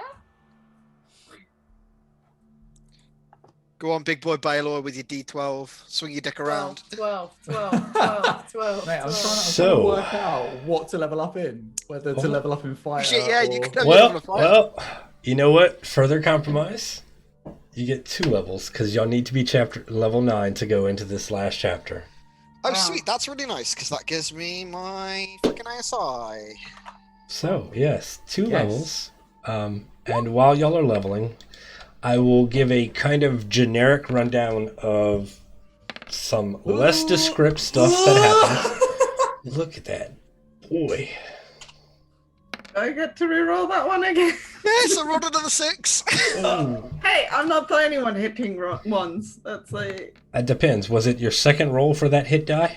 no. For the first one on both hit die has been a That's 1. yeah. You can re-roll a 1 time per level. No, it sticks. It sticks. Tasha, we both got a 1 at level. I don't know what Ilhak and Z were doing to get to level 9, but it was clearly not good for their health because we both got 1 hit point. I mean, fair You were play. doing office admin for them. Can I ask a You mean dumb my real D&D life job? question because Rob don't know how to play Sure. this fucking game? Right, so if I put a level in fighter, Yes. or another one in fighter, when I roll my hit dice, is it the fighter hit dice Yes. that I roll? The D10. Yeah, Yeah. I thought so. Yes. Just want to double check before I roll 2d12. Yes. Okay. So story-wise, we're going to say that they put on the manacles and they kind of did what they were asked. It was some harsh treatment, but ultimately they emerged out of it having gained Rosnasi's trust, and in the process revealed that Fanthaza was planning to overthrow Rosnasi, at which point Rosnasi dealt with that situation and then handed them the last 2 remaining puzzle cubes, told them to go into the tomb, destroy the soulmonger, and have a nice life. Don't come back to Omu. And that's the short and sweet exposition of that entire chapter. I can't remember what that fucking... I will say for style's sake, because you all saw how much I didn't want to be their captive, Samfi probably had to sit down with me and was like, you've just got to fucking go along with it. And I was like, fine. If you say so, Samfi. Listen, sweetie, I know you hate it, but I don't want you to die again. Okay, well. So we just gotta head through this, yeah? Like, It's are we too I gotta long. get through shifting this. these 2 now, or what's happening? What? Is there a thing between us now? Is that what you asked?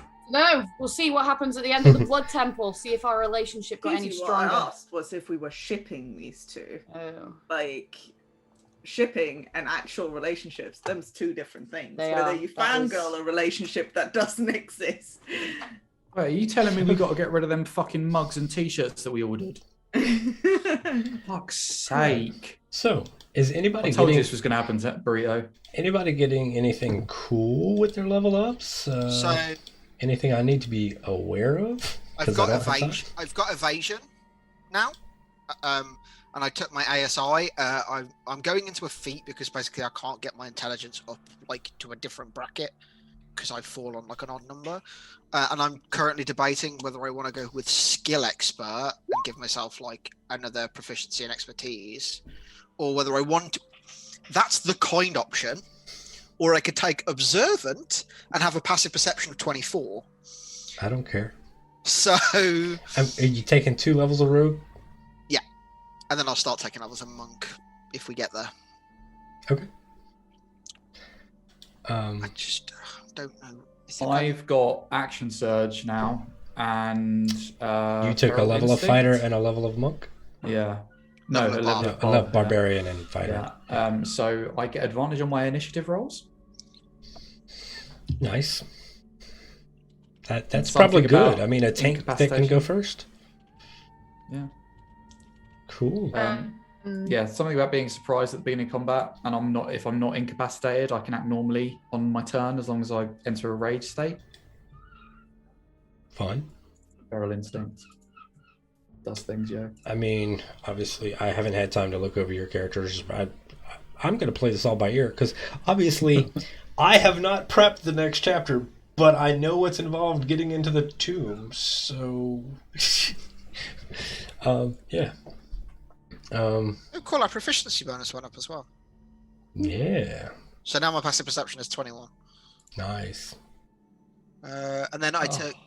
Mate. I gave myself skill expert, took an extra thing to boost my intelligence, gave myself proficiency in arcana, and then gave myself expertise in religion.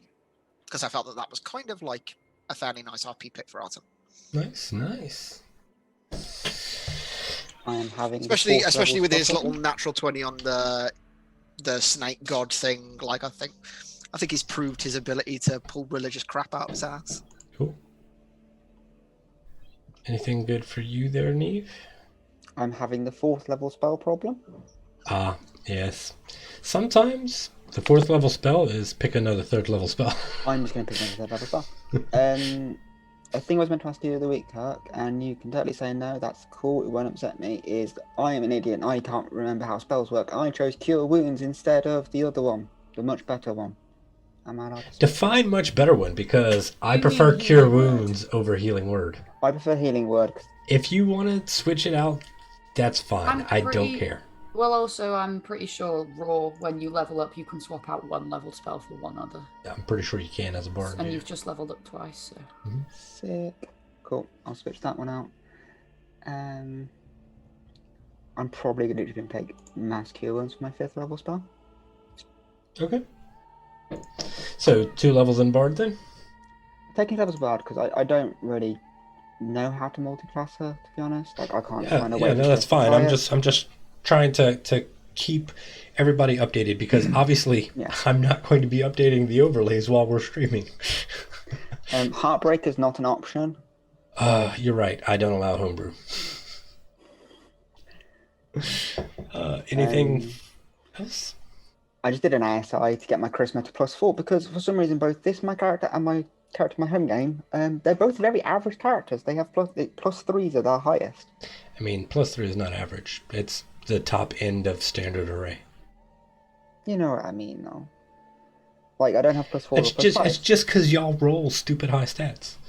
So I've actually gone and done the sensible thing, and I've given myself an extra +1 charisma, which I'm still debating actually just taking defeat. Cool. And then I just need to find another spell. All right. Anything fun for Z? Yeah, I got Indomitable at level 9, so I can re-roll a saving throw. Won't fucking matter. I roll 1s all the time anyway. Love Indomitable. Hell yeah. So once a day I can just re-roll a failed save. And then I also was weighing up an ASI or a feat because I could actually make my wisdom 6 and give myself a -2. And then up maybe my strength, because my strength is fine. It's a passable 15. However, I do have a 20 dex and an 18 int, and they're really the only stats I need for my build. And so I think I'll take the feat Dungeon Delver feat, which should give me advantage to avoid and resist traps. Gives me advantage on perception and investigation while exploring dungeons and looking for secret doors and things. And yeah, I mean, I've been dungeoneering now for the better part of probably like a good couple 10 days and my whole life. So yeah. I mean, it makes sense for an archaeologist. I think I'll take Dungeon Delver. Don't know how much it'll come in handy. It's not like a particularly strong feat, I don't personally think. I mean, we're going into a tomb. Yeah, so finding secret doors and being able to resist traps is probably a good idea. I also have resistance to any damage dealt by traps, and if we're running real fast away from shit, I don't get the -5 penalty to my passive perception. Which cool, I guess. I get to keep an 11 passive perception while running away from stuff, and everyone else can come meet me down at the level of 11. Wow, big numbers, Sadie. Big numbers. Yeah, excellent. Yeah. Cool. So I'm I'll guessing keep two more levels in fighter then? Yeah, two full levels in fighter, and I rolled a 8 on my first hit die and then a 1 on my second. So my hit point maximum is 72. It's not terrible, but it's not great. Yeah, it's fine. What kind of fun stuff did Ilhak get? Nothing too fun. I've put my ability score both into Constitution, so that I now get a better Constitution score. However, it hasn't translated to my actual character sheet, so I'm gonna need to figure out what's happening with D&D Beyond there. I'm having a bit of a problem picking my spells, and it's definitely turning more into, I guess that'll be another 3rd level spell, because a lot of it is like merging with stone, which to a certain extent is interesting, but it's more a I need to not be in this fight kind of spell, which I don't think is what I want right now. I could have Guardian of Faith. That one's pretty good, but it's a whole nother thing to kind of deal with, and I'm all right the way I am right now. So I think I'm gonna stick to third level and do all that good stuff with mass healing word and everything. I think I put something in tongues so that I can get just understand things when stuff is happening. And yeah, that's it for me. 2 more levels in cleric then. Yeah, I rolled a 1 and a 2 on my health. That wasn't so great. I mean, it happens. It happens from time to time. So, I'm going to go ahead and copy these tokens. You can all complete a long rest, by the way.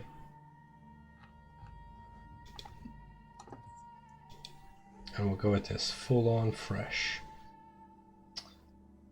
Just so you know, Clerk, and to the audience, is I changed my ASI to squat nimbleness. Okay. Just so I've now got 30. I like that feat. I also like that feat. But it also makes Sanfire a strong girl trying to get out of. Well, stronger girl. Gives you advantage on grapples, right? Yes. To escape, which is handy. But I'm also now proficient in athletics as well as acrobatics. Excellent. Which is probably a useful thing in a tomb. Yeah. Why would that be? Alright, so I'm moving your tokens over to a map that some of you have seen before, or all of you have. I'm not sure. Nope, only some of you. Because the last time you saw it, y'all had a different cleric.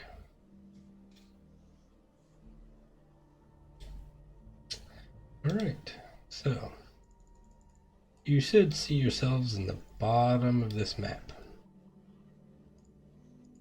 So glad you said that.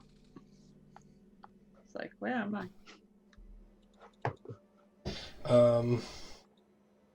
And we will say this day, so I'm going to go turn daylight mode on.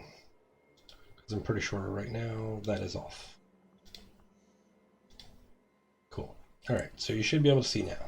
Nice. It's easy, I said, just keep your head down. The time will just fly by. Honestly. It flew by. So What's on that? a Wind from the burb. on a fun little mechanical DM to players conversation here. Welcome to the tomb. Welcome to the final chapter of this book. We'll see how many characters you go through before we get to the end. Yeah, I mean, it's called the Tomb of Annihilation. It's not the Tomb of Fluffy Bunnies. Wait, what? This is going to be everything you love and hate about D&D.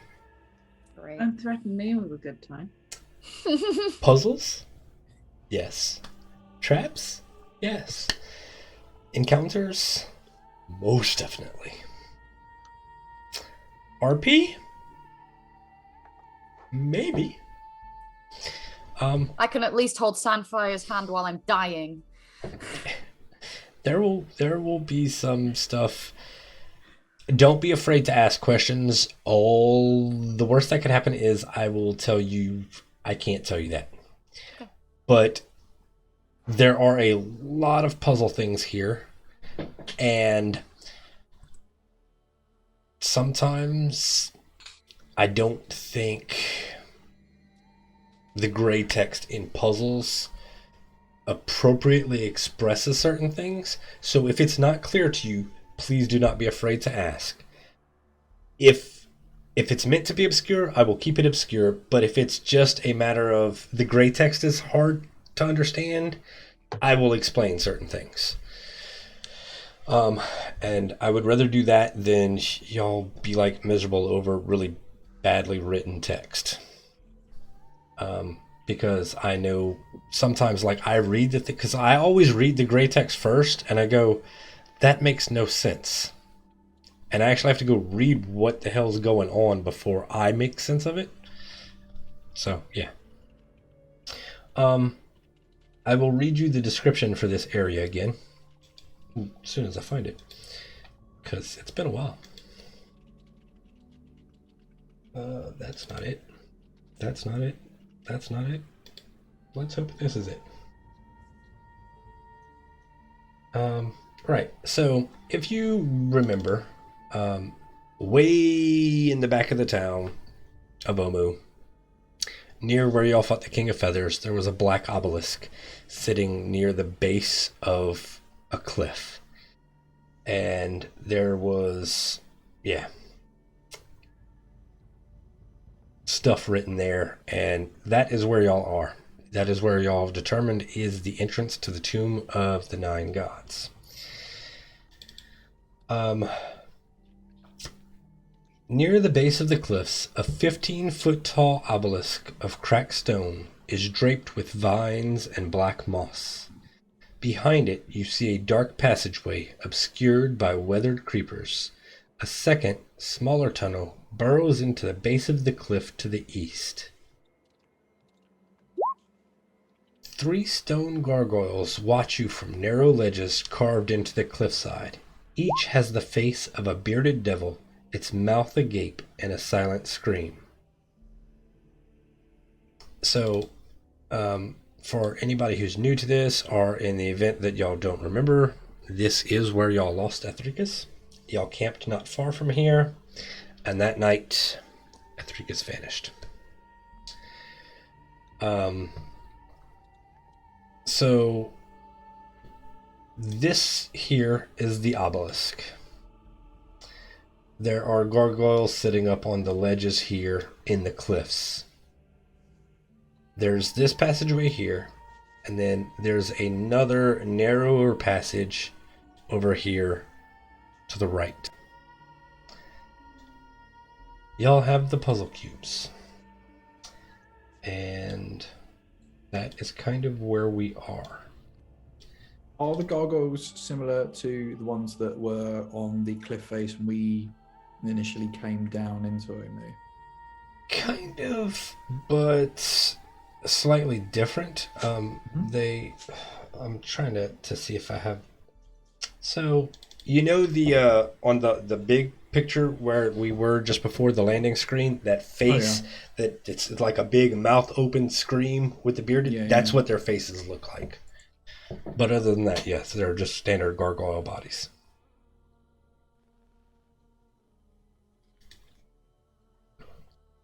Do they look like the ones that knocked me out of the sky? Or were those just the standard one? Those were just standard gargoyles. I'm going to examine this big spooky obelisk. Okay. The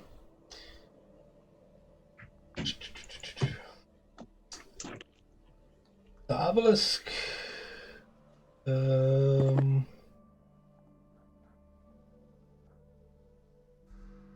has a dark, ominous presence. And the south face of the obelisk,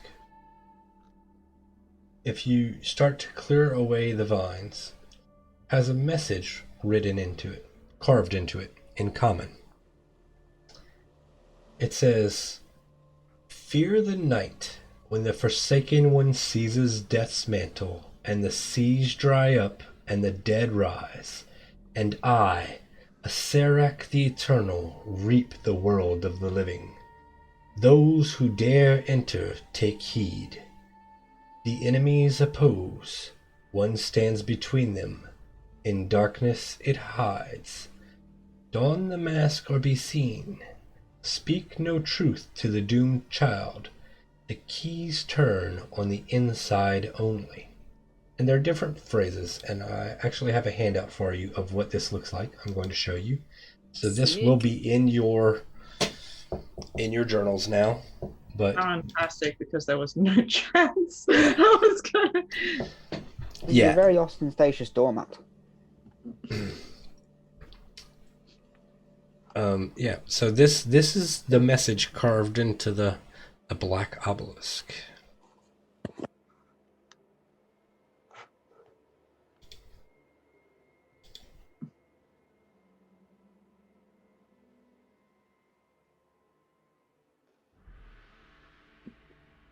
Does it look like around the face of the gargoyle there is a seam?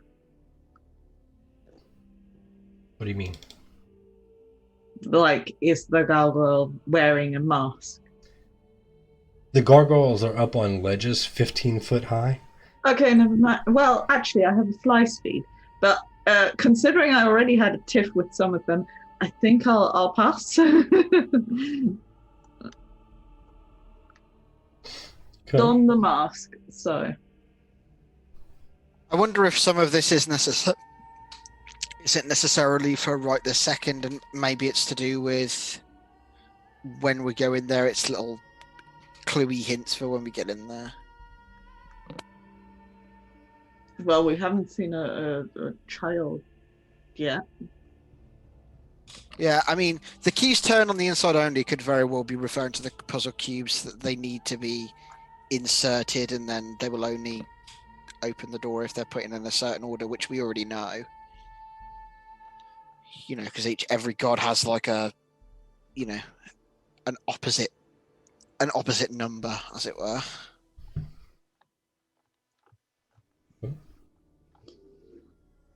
All right. Is there anything weird about the entrance beyond the obelisk? Like standing respectfully at a distance? There are two openings. There's an opening here and an opening here. I'm sorry, There's one to the north and one to the east. I hear it in Zoom at 1 speed and then see it in roll 20 with a very heavy delay. So Yeah. there is this side area here to the right, and then there's the main gate, quote unquote. Mm-hmm. So I mean, I can read you descriptions, I think, for some of this. So, looking at this entrance to the north, a short tunnel ends at a slab of worked stone, whose edges are marked by relief carvings of grinning skulls. 4 lines engraved at the center of the slab cross one another to form a star, with both ends of each line marking the location of a cube-shaped cavity cut into the door, 8 cavities in all. So basically there's a line that runs north and south with square holes at either end, one that runs west and east with holes at either end, then northwest to southeast with holes at either end, and southwest to northeast with a hole at either end. On this slab at the end of this short, wide passageway to the north. If anybody looks in the passage to the east, alcoves run the length of a narrow tunnel, each one featuring a bestial statue standing or squatting above a basin of oil.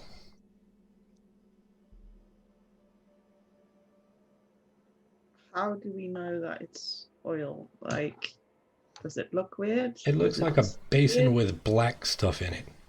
You assume. You do that like rainbow thing where you look at it in the light. Yeah. But it's still like, okay. Can you paste the description of that door again, Kirk? Like with the... My brain Should be in your handouts. If you go player No, handouts. the door I didn't. There's no handout for. Oh, you mean It's- the actual thing with the cubes? Yeah, so it's I can It's take you offensive. to a Blake thing. But basically, if you draw like an asterisk, right? A line north and south, a line west and east, and then the diagonals, like compass points. It's compass points And with a slot then in the middle. there's a square cube at the end of each of those compass points. And then That's one it. in the middle. Nope. Oh, there's So just there's only 8. There's only 8. Oh. Interesting. Do we have to burn one of them then, I wonder? No, I just There's think only- that there's maybe only one 8 of these statues. doesn't go in. I think one of these things is not like the other, maybe. What Are are there the what? symbols on the point? I Sorry. try that again. Are there any symbols on the points? So the different No, directions? No, nothing. Just blank. just square block. Square hole. These Yeah. 8 statues. easy. What beasts are they? So if you step into, give me a moment here. So as you step in, the first statue up here is Kamadan. a Jakuli. Zorbo. Sorry, what I was. A PC. Jakuli. Jakuli. Okay. And the one south of it is a Sioux monster. And because I know you're the one in possession of the cubes, as you step close, the 2 braziers light up. Cool. Cool. Prue, because I've got the Legend of the Nine Gods handout in front of me. So do I. Everybody's got a partner except for Unk the flail snail. The noises of the other animals made her slither up to the surface. When the day dawned over her shell, the light blinded up to her made as water. Life returned to Omu and the people built shrines to honor the animals who'd saved them. But everybody else has like an enemy, which would make sense if we only need 8 of the cubes. Because Unk doesn't fit into the pattern. Yeah, I mean, the enemies opposed. There are enemies of each other stood in these alcoves. One stands between them. Maybe the one is Unk. In darkness, Unk hid. And when Unk came to the surface, her shell shone bright light and it blinded Uptow. Then what do the other 3 clues mean? Can I just know what's in these other spots? Because I'm just going to put underneath a little text tag of Okay, what they so all you're are. going to keep walking forward then? Yeah, I'm not going to put anything in the braziers yet. So here's I'm going to tell you, because we can skip that whole overanalyzing thing, because it becomes really simple, because you're the person who has the cubes. Every time you step forward, the braziers light up. Yep. And they reveal the opposing people. I could tell you who they are, but it's really irrelevant.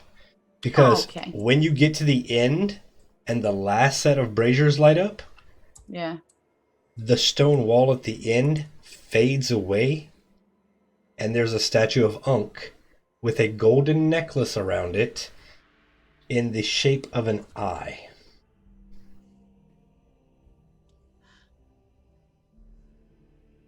I'm going to lift the necklace off. Okay. I'm going to put it on. Okay. I'm going to say thank you to Unk, because thanks, Unk. Okay. I'm not going to put puzzle cubes in any braziers or anything. Okay.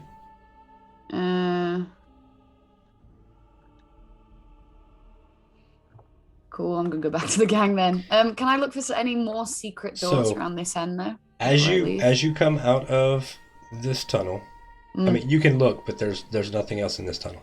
As you come out and you get within 10 feet of this obelisk, the pendant on the necklace floats up and starts pulling you in this direction. Sorry, did you ping? Yes, to the west. I'll put my thing where he pinged. Great. I was like, from this necklace, let's go west. And I'm just going to start going west. That sounds fun. It's like a dowsing rod. Okay, so as you get here, it continues to pull and pulls you even further west down here. I'm going to be like, I think that door's a red herring. Follow me. And when you get here, it stops pointing west and starts pointing north. So into the brush, towards the face cliff. And as you start searching around, because y'all are more than capable, this place, there is a path hidden behind shrubbery and brush. And I just need to double check the dynamic lighting layer so that I can bop. So you should be able to see north into a tunnel. I'm going to gesture to everyone, and I'm going to slowly begin creeping into the tunnel. Yeah. Right. I got some great text for you here, I believe. So, pulling aside the heavy undergrowth, you uncover an archway in the cliff face. Stone skulls peer down from the lintel, and old bones litter the threshold. As light strikes the entrance, a swarm of bats screech out from within. A slab of worked stone blocks the overgrown tunnel some 20 feet from the entrance. Grinning skulls mark the edges of the slab, in the center of which are 9 cube-shaped cavities arranged in 3 rows of 3. So I actually have a page to take you to for this. Oh, good grief. So,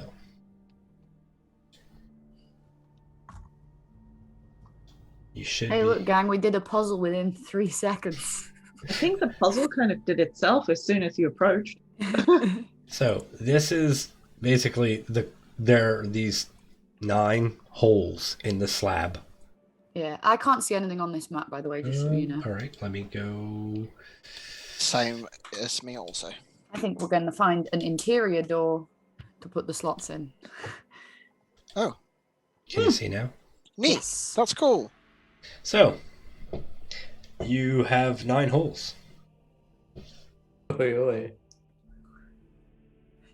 In your possession What are the 9 fuck, cubes. my guy? So, I think it's fairly safe to say that Unk goes in the middle. Okay, 'Cause You can actually move these cubes, or you should be able to. I can't, but I that's can't, yeah. Give me a moment then. Oh. Let me give control of all these things to the I love this players. image of the 5 of us crammed around this thing, like bathed in torchlight, and me with like slightly shaking hands, just like slotting in these little cubes.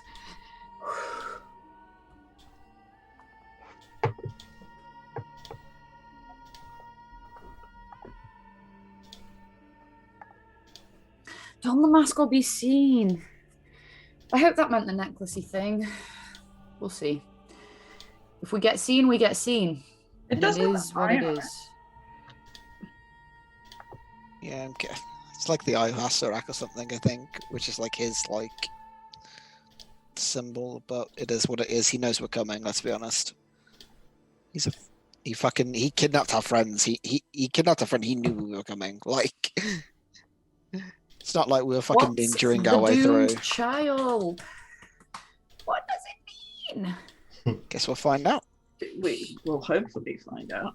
So, I've done the top row already. Y'all should be able to move those now. I'm working on the bottom row. Yeah. Uh, I can move. Come on, bunny. I'm Unlock working for on it. me. I gotta do it one Yeah, at a I got the time. bunny. Okay.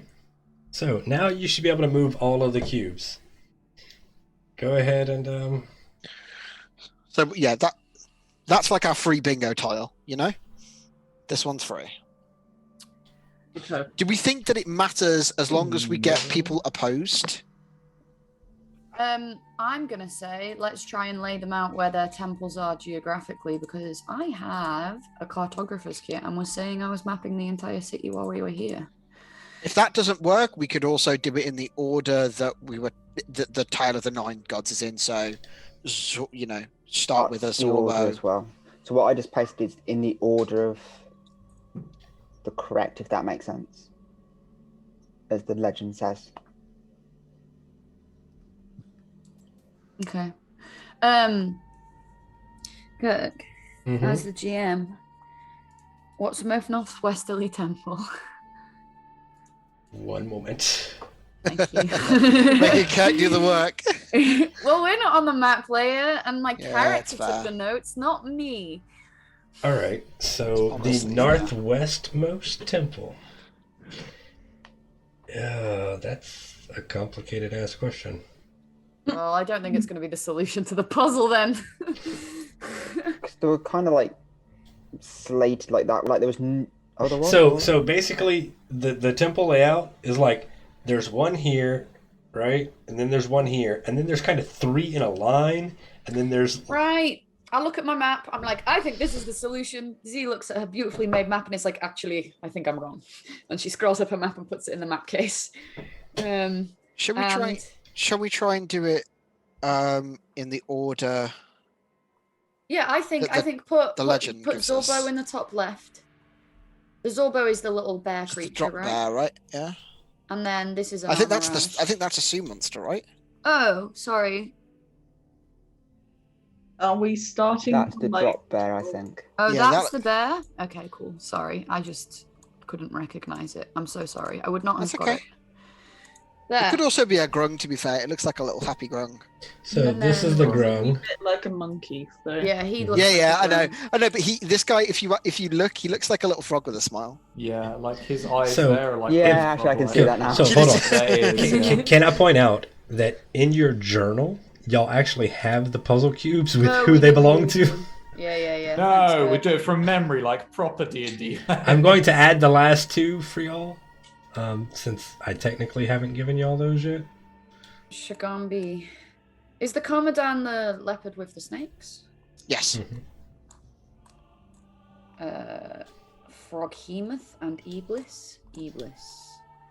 Froghemoth. And then Jaculi. And sea monster. Let's see if the door blows up, gang. Yuck. That last one didn't go in completely straight perfectly, so I just imagined Z just going, oh fuck. Kirk just turns to the whole party and is like, "Who has less than 100 hit points?" It's like, "You're dead." Oh. So this is your solution. Look. Yep.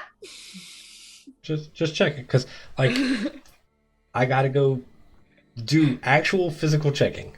Watching Rob's suspicious eyes was very worrying. I think it's been Dorson who's got less than 100 hit points. Rob just going, I don't. Yeah, Rob's the only person with more than 100 hit points. That's why. Oh. Is he? For those of you that don't know, 100 hit points is the threshold for power word kill. If you have less than 100 hit points, you die. A dart flies out, hits. Come on, Brian. 8. Yes. Hits by a lot. Annihilate below 100. Kobalaka the Zorbo, an agent, the Almirage, Shikabi, Nang Nang, Kubazan and Papazano, Moa and Wango. There's Punk. So, as you place in the last cube,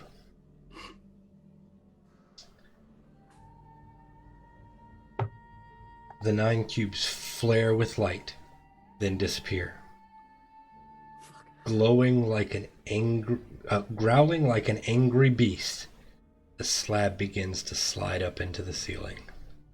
Let's try. So I will move you back over to this map and Nice, gang. remove this door. Hell yeah, gang, we did it. We're in. I think we're going to end up going in a loop and putting all of the things back in the backside of the door again. No, wait, they've all disintegrated, disappeared. They've right? all disappeared. Cool. Find another backside. I'm in. Are you all in? I'm like, Yeah. yeah. I'm in. Swiggity swoody.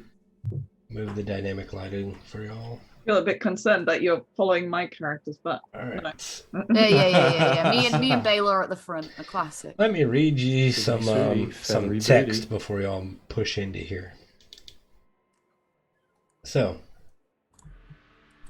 another slab blocks the hallway 20 feet beyond the first. An iron lever is set into the door's surface, with a graven stone skull leering down from above. I'm assuming y'all move forward, because y'all were quick to rush into there. As the first character reaches the midway point in the hall, the skull's jaw creaks open, and a skeletal hand holding a crystal hourglass-style timer emerges from within. oh, shit, With a so- click, the timer rotates, and sand starts to trickle into its lower globe. Okay, Lego, what we need to do? What do we need to do? I didn't do it. 10. 9, My name is Sandfire. 8, Close 7. for us. Do we? 6. Open sesame? 5, What did it? 4, Raise show it the I'm show it gonna the give eye. it the necklace. 3. No, I gave it the necklace. I didn't care. Okay. I put the eye 2. to its eye. You got any masks? No. I have. mask I thing? do. 1. You can have my mask. There you go. Chuck it to you. I do. I genuinely do. I designed my character with a mask. Like, you can have mine. It's fine. All right, give me 1 second here. Oh, you're about to die like a fiery death. Oh well. It was a good run, gang. We're so excited about the first door. We didn't think about a second door. Come in next week, guys. Curse the Strahd. Let's go. We died in the porch. We So- did get Torch into of the pool, Annihilation. The porch of annihilation.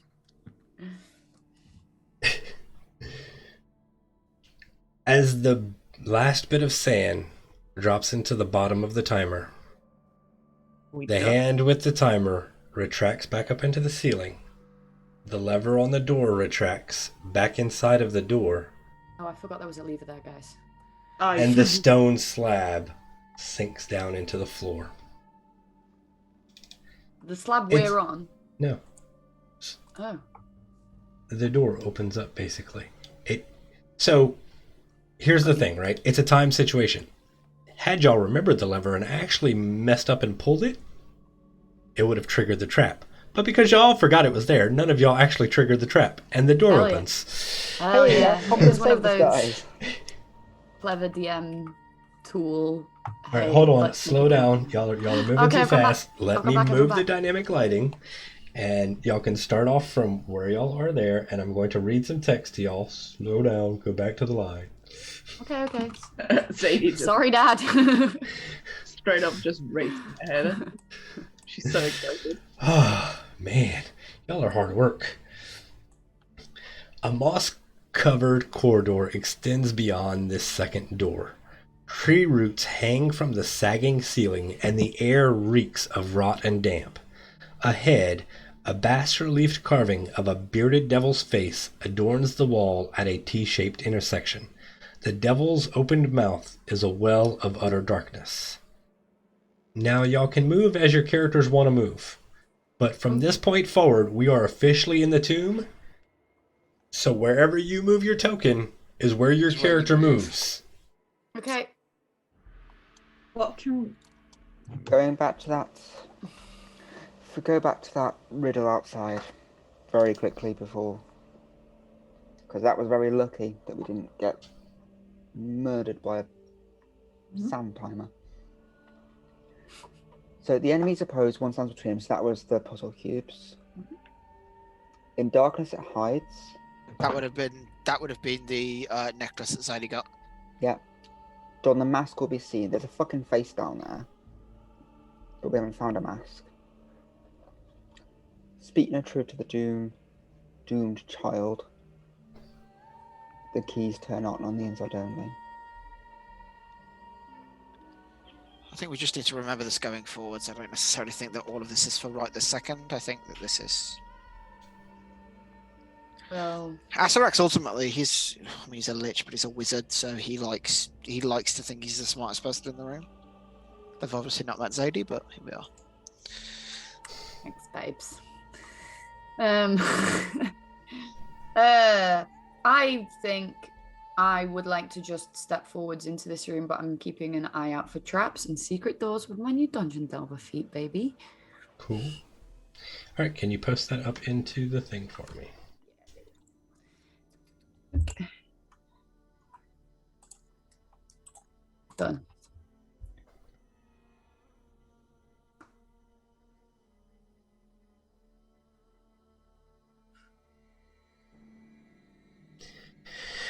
Okay.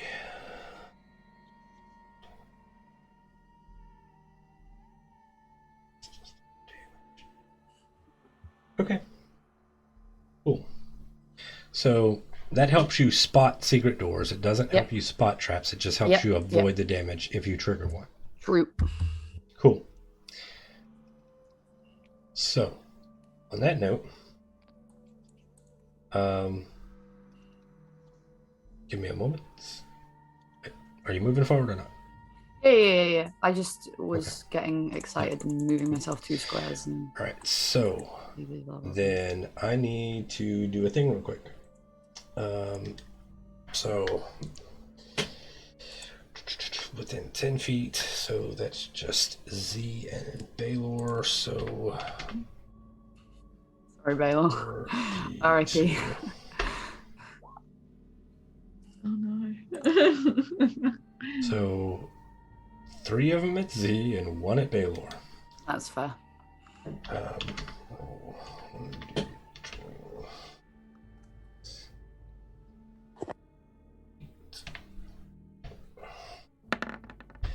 So 23 to hit Z. Mm-hmm. A 15 doesn't hit Baylor. Correct? That is correct. Okay. A 15 misses Z as well. Yep. Correct. And Yeah, misses as 10 well. definitely misses. So one of these is going to wow,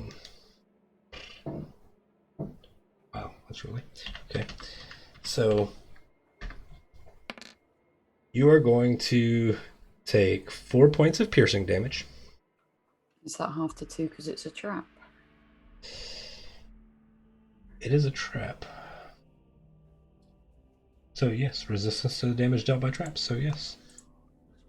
Nice. And you can make me a Constitution saving throw with advantage. Okay.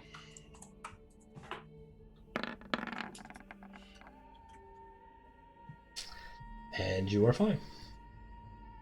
So, yes, poison darts shoot out of the wall here in a random spray, and one of the darts hits you.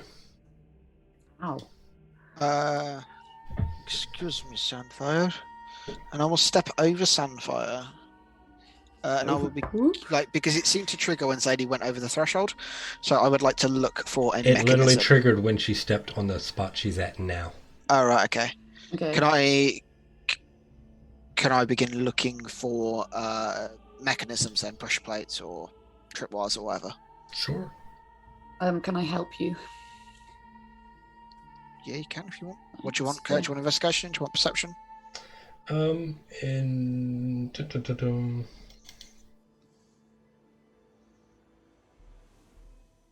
Perception. With advantage because of Z's help? Sure. Good job. Hey! No! Wow. Natural 1 and a natural 20. 31? Okay. 31. Let me see. Will that meet the DC? Do I think I find it? So, give me 1 second. I'm just going to move Z yo. back. Let me see if I can move these things real quick. Rogue's abilities to get into double-digit figures, even rolling the lowest possible number, is absolutely staggering to me. It amazes me every single time I do it. I'm like, what? Not sure if that did what I think it did. Yes. So y'all should be able to see 3 X's now. I cannot. Okay. No. All right. Then there is a trap here. Okay. There's a trap here. And there's a trap here. Thank you. Cool. Which way you step, friends? And then Autumn will just be like, trap there, and trap there as well. All right. Do you want to try to disable them, or are you just going to mark them for them to avoid? Yeah, we'll just mark it to avoid this necessity, wasting time disarming them. Okay. All right. Then we'll go ahead and proceed forward a little bit if y'all would like. Yep. I'm gonna keep an eye out in the roots and the vegetation for anything that looks like a mask buried in soil or mud. Okay. Fair enough. How's the ceiling looking? Because I could just fly over those. So, I forget I have a fly speed. Like, why am I even playing a bird? one moment, and I'll tell you. So I think throughout the tomb, I'm just gonna double check. Yeah, everybody, hold on a moment while I have to dig somewhere else.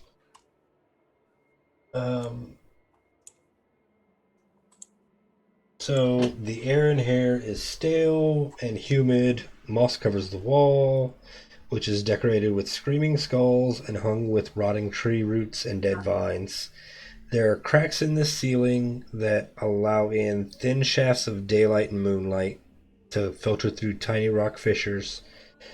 You know, skull decor. I can appreciate it. I have it in my own home.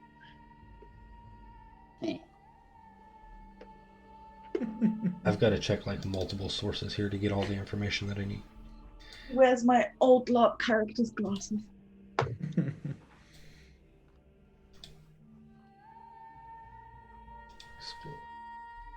General features.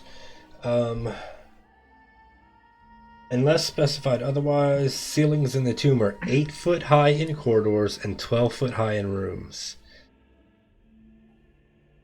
So, yeah, it's 8 foot high. So, and not a lot of space. Not a lot of space. No flying for me. I mean, you can It's fly, about 2 technically. Sunfires. How many halflings can you stack? All right. So, that's how we do our measurements in halfling. I'll go ahead and read you some gray text as you're now closer to this figure at the end of the hall here. Or maybe not. So, yes, it's a bearded face. Basically, it's that screaming face from the opening page, but the mouth is filled with utter blackness. The face is sculpted from stone and melds seamlessly with the surrounding wall. The mouth is wide enough to where a medium or smaller creature could crawl through the mouth if they wanted to. And yes, so you can see over here to the west, there's a rusted iron grate set into the corridor floor. And with your passive perception, you can hear a trickle of water. Artem can, at least, definitely. It's just the faintest trickle. Coming from where, sorry? This grate over From here. the grate. Yep. I'm gonna step forward. Ooh, hello.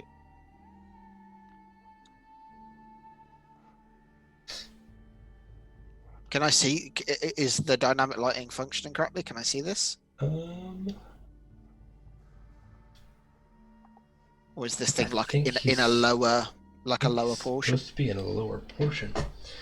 Yes, he is in a lower portion. Okay. I don't know why he's on this layer if he's supposed to be on a lower portion. Kind of dumb. I'll solve that right now. Ignore it. You saw nothing. Doesn't exist. Do we have a preference to which way we go? Yes, through the mouth. Through your mouth? Yeah, crawl. We crawl in here. Don the mask. You know? Duh. I mean, why don't I try? And if I die, I die. It is the nature of exploration. I'll tie a rope around my waist. Yeah, we put a rope around you and able to pull you out if need to. Baylor, that is the first intelligent thing I've ever heard you say. Congratulations. And I hold out my hand for you to shake it. It's very rude, Zadie. I thought we were beyond this. Well, it was only a joke, but perhaps not a funny one. And I will get a rope out And tie I it around my waist. Bless on up to 3 creatures and hopefully consenting creatures. So I bless you before you go in there because it's like, fuck. That's a minute, so let's get crawling. All right. So I'm going to do that, and I'm going to give the 3 frontliners, so Zadie and the 2 cat brothers, a blessing. Whereas I think Sandfire and I are going to hang in the back and wait for what happens here. Okay. All right. So that would be Z, Artem, and Baylor equal #blessed. It's only like 1d4. So Yeah. like if Sandfire would like to provide some bardic inspiration to someone, it's nothing compared to that, but Okay. I would hope that it helps. So a rope is being tied around Zadie, and she's going to crawl into this hole. Yep. Cool. Just gonna do it. Excellent. We'll find out what happens next time. Because it's now 20 past 10. And it's time for us to say goodnight. And yeah. I want time to actually prep before I go into any more of this. So, Honestly fair. I also realized that I didn't take the internet over to the map, so let me just show them real quick the kind of situation they're dealing with. This was the obelisk area over here that they were dealing with. This was the tunnel where they ended up getting the necklace, and this is the tunnel they've actually come into. And obviously you can see where they're at now. So that is that. We'll go ahead and go back to the main screen, and we'll do some outros. So, yes, let's start with Rob. Rob, how'd you enjoy tonight's session? Where can we find you? All the good usuals. Oh yeah. So yeah, had fun tonight. I'm so glad to be back playing D&D with you fine fellows. Yeah, bit of a mixed bag tonight, I think, but looking forward to delving into this tomb of Annihilation. As for where you can find myself on the interwebs, I'm at the Undead Gamer. I've got my flat. I've got my interwebs. So hopefully we'll be back doing them streams over at twitch.tv/theundeadgamer. Follow me on the social medias for up-to-date shenanigans, I guess. I need to get better at that. But Twitter and Facebook, Instagram, at the Undead Gamer, game without the E. Also, go listen to our monthly podcast that we need to do at some point soon.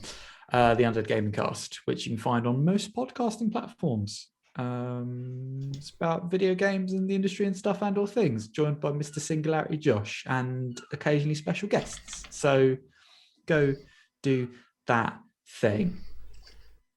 Stay blessed. Cool. All right.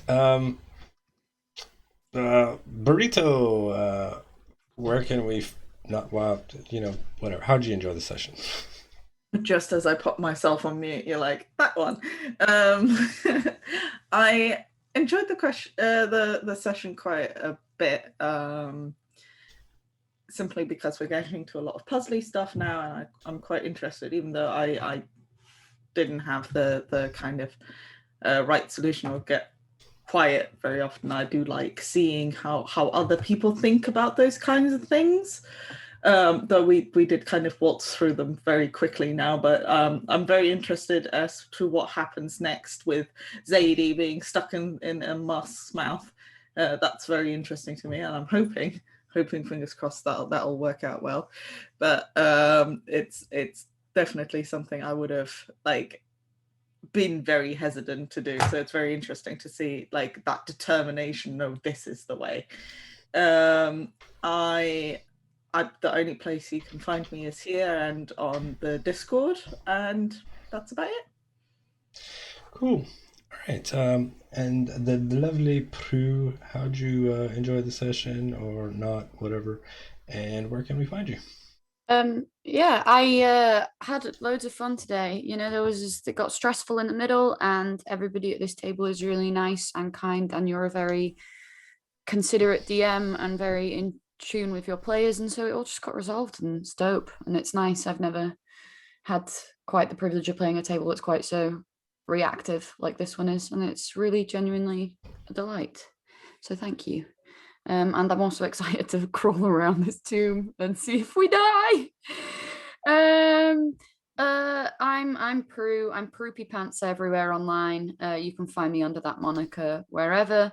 And I also play over at Chasing Tails RPG. We've just come back from a holiday.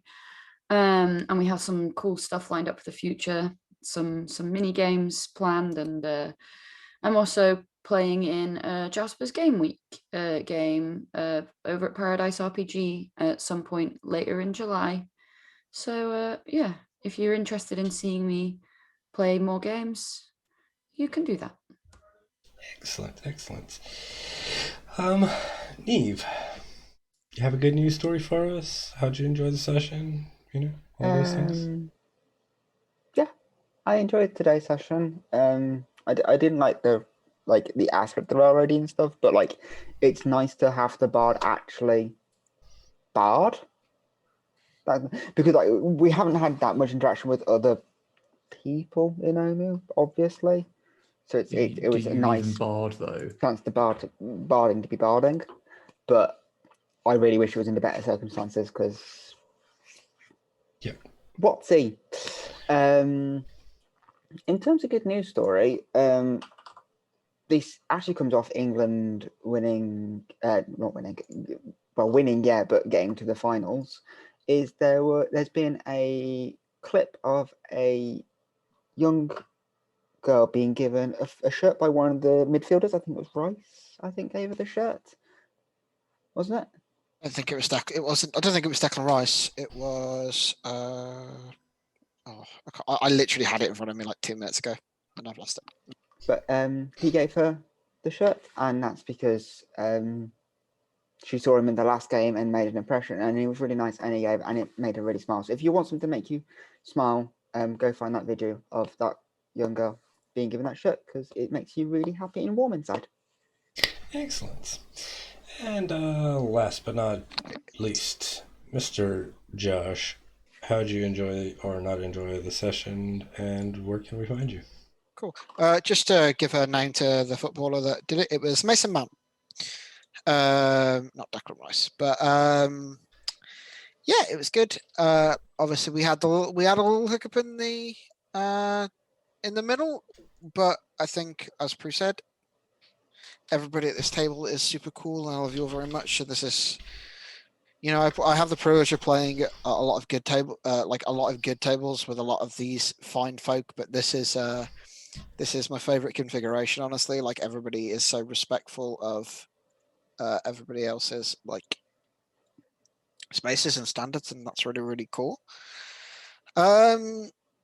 I enjoyed myself just fine. It was nice to have it was nice for Artem to have his brother back, and yeah, I had a good time.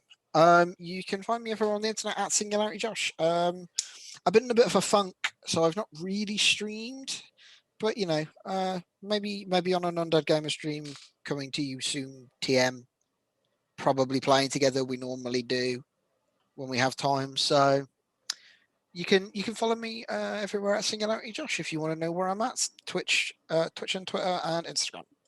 Cool. All right, and I am Kirk, the Celtic Cajun. You can find me here every Friday playing Tomb of Annihilation with this lovely table for as long as Tomb of Annihilation lasts. Oh, we're getting close to the end, y'all. But in fairness, we've been playing for a while.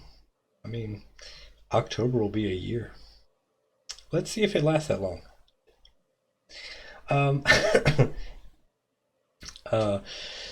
After that, I'm sure we'll play something else. Maybe. I hope. Because I love playing with these people. You can find me on Twitter at Celtic Cajun, though honestly, the only thing you're going to see there is when this channel goes live, if there's a reason we're not going. So yes, we will be back next week and the week following it. But there will be a break. We will not be streaming on July 30th. I guess I should have told all the players that. But they know now. Most of them know because they won't be here, which is the reason we're not streaming on July 30th. Half of the table will not be available, so that's why we're not playing Half that of the week. table will be at the UK Games Expo, though. So if you see us and you're watching, come say hey. Yep. Anyway, that's it. Have a good weekend. Have a good week. We love you. Take care of yourselves, and we will see you here next week. Bye. Bye.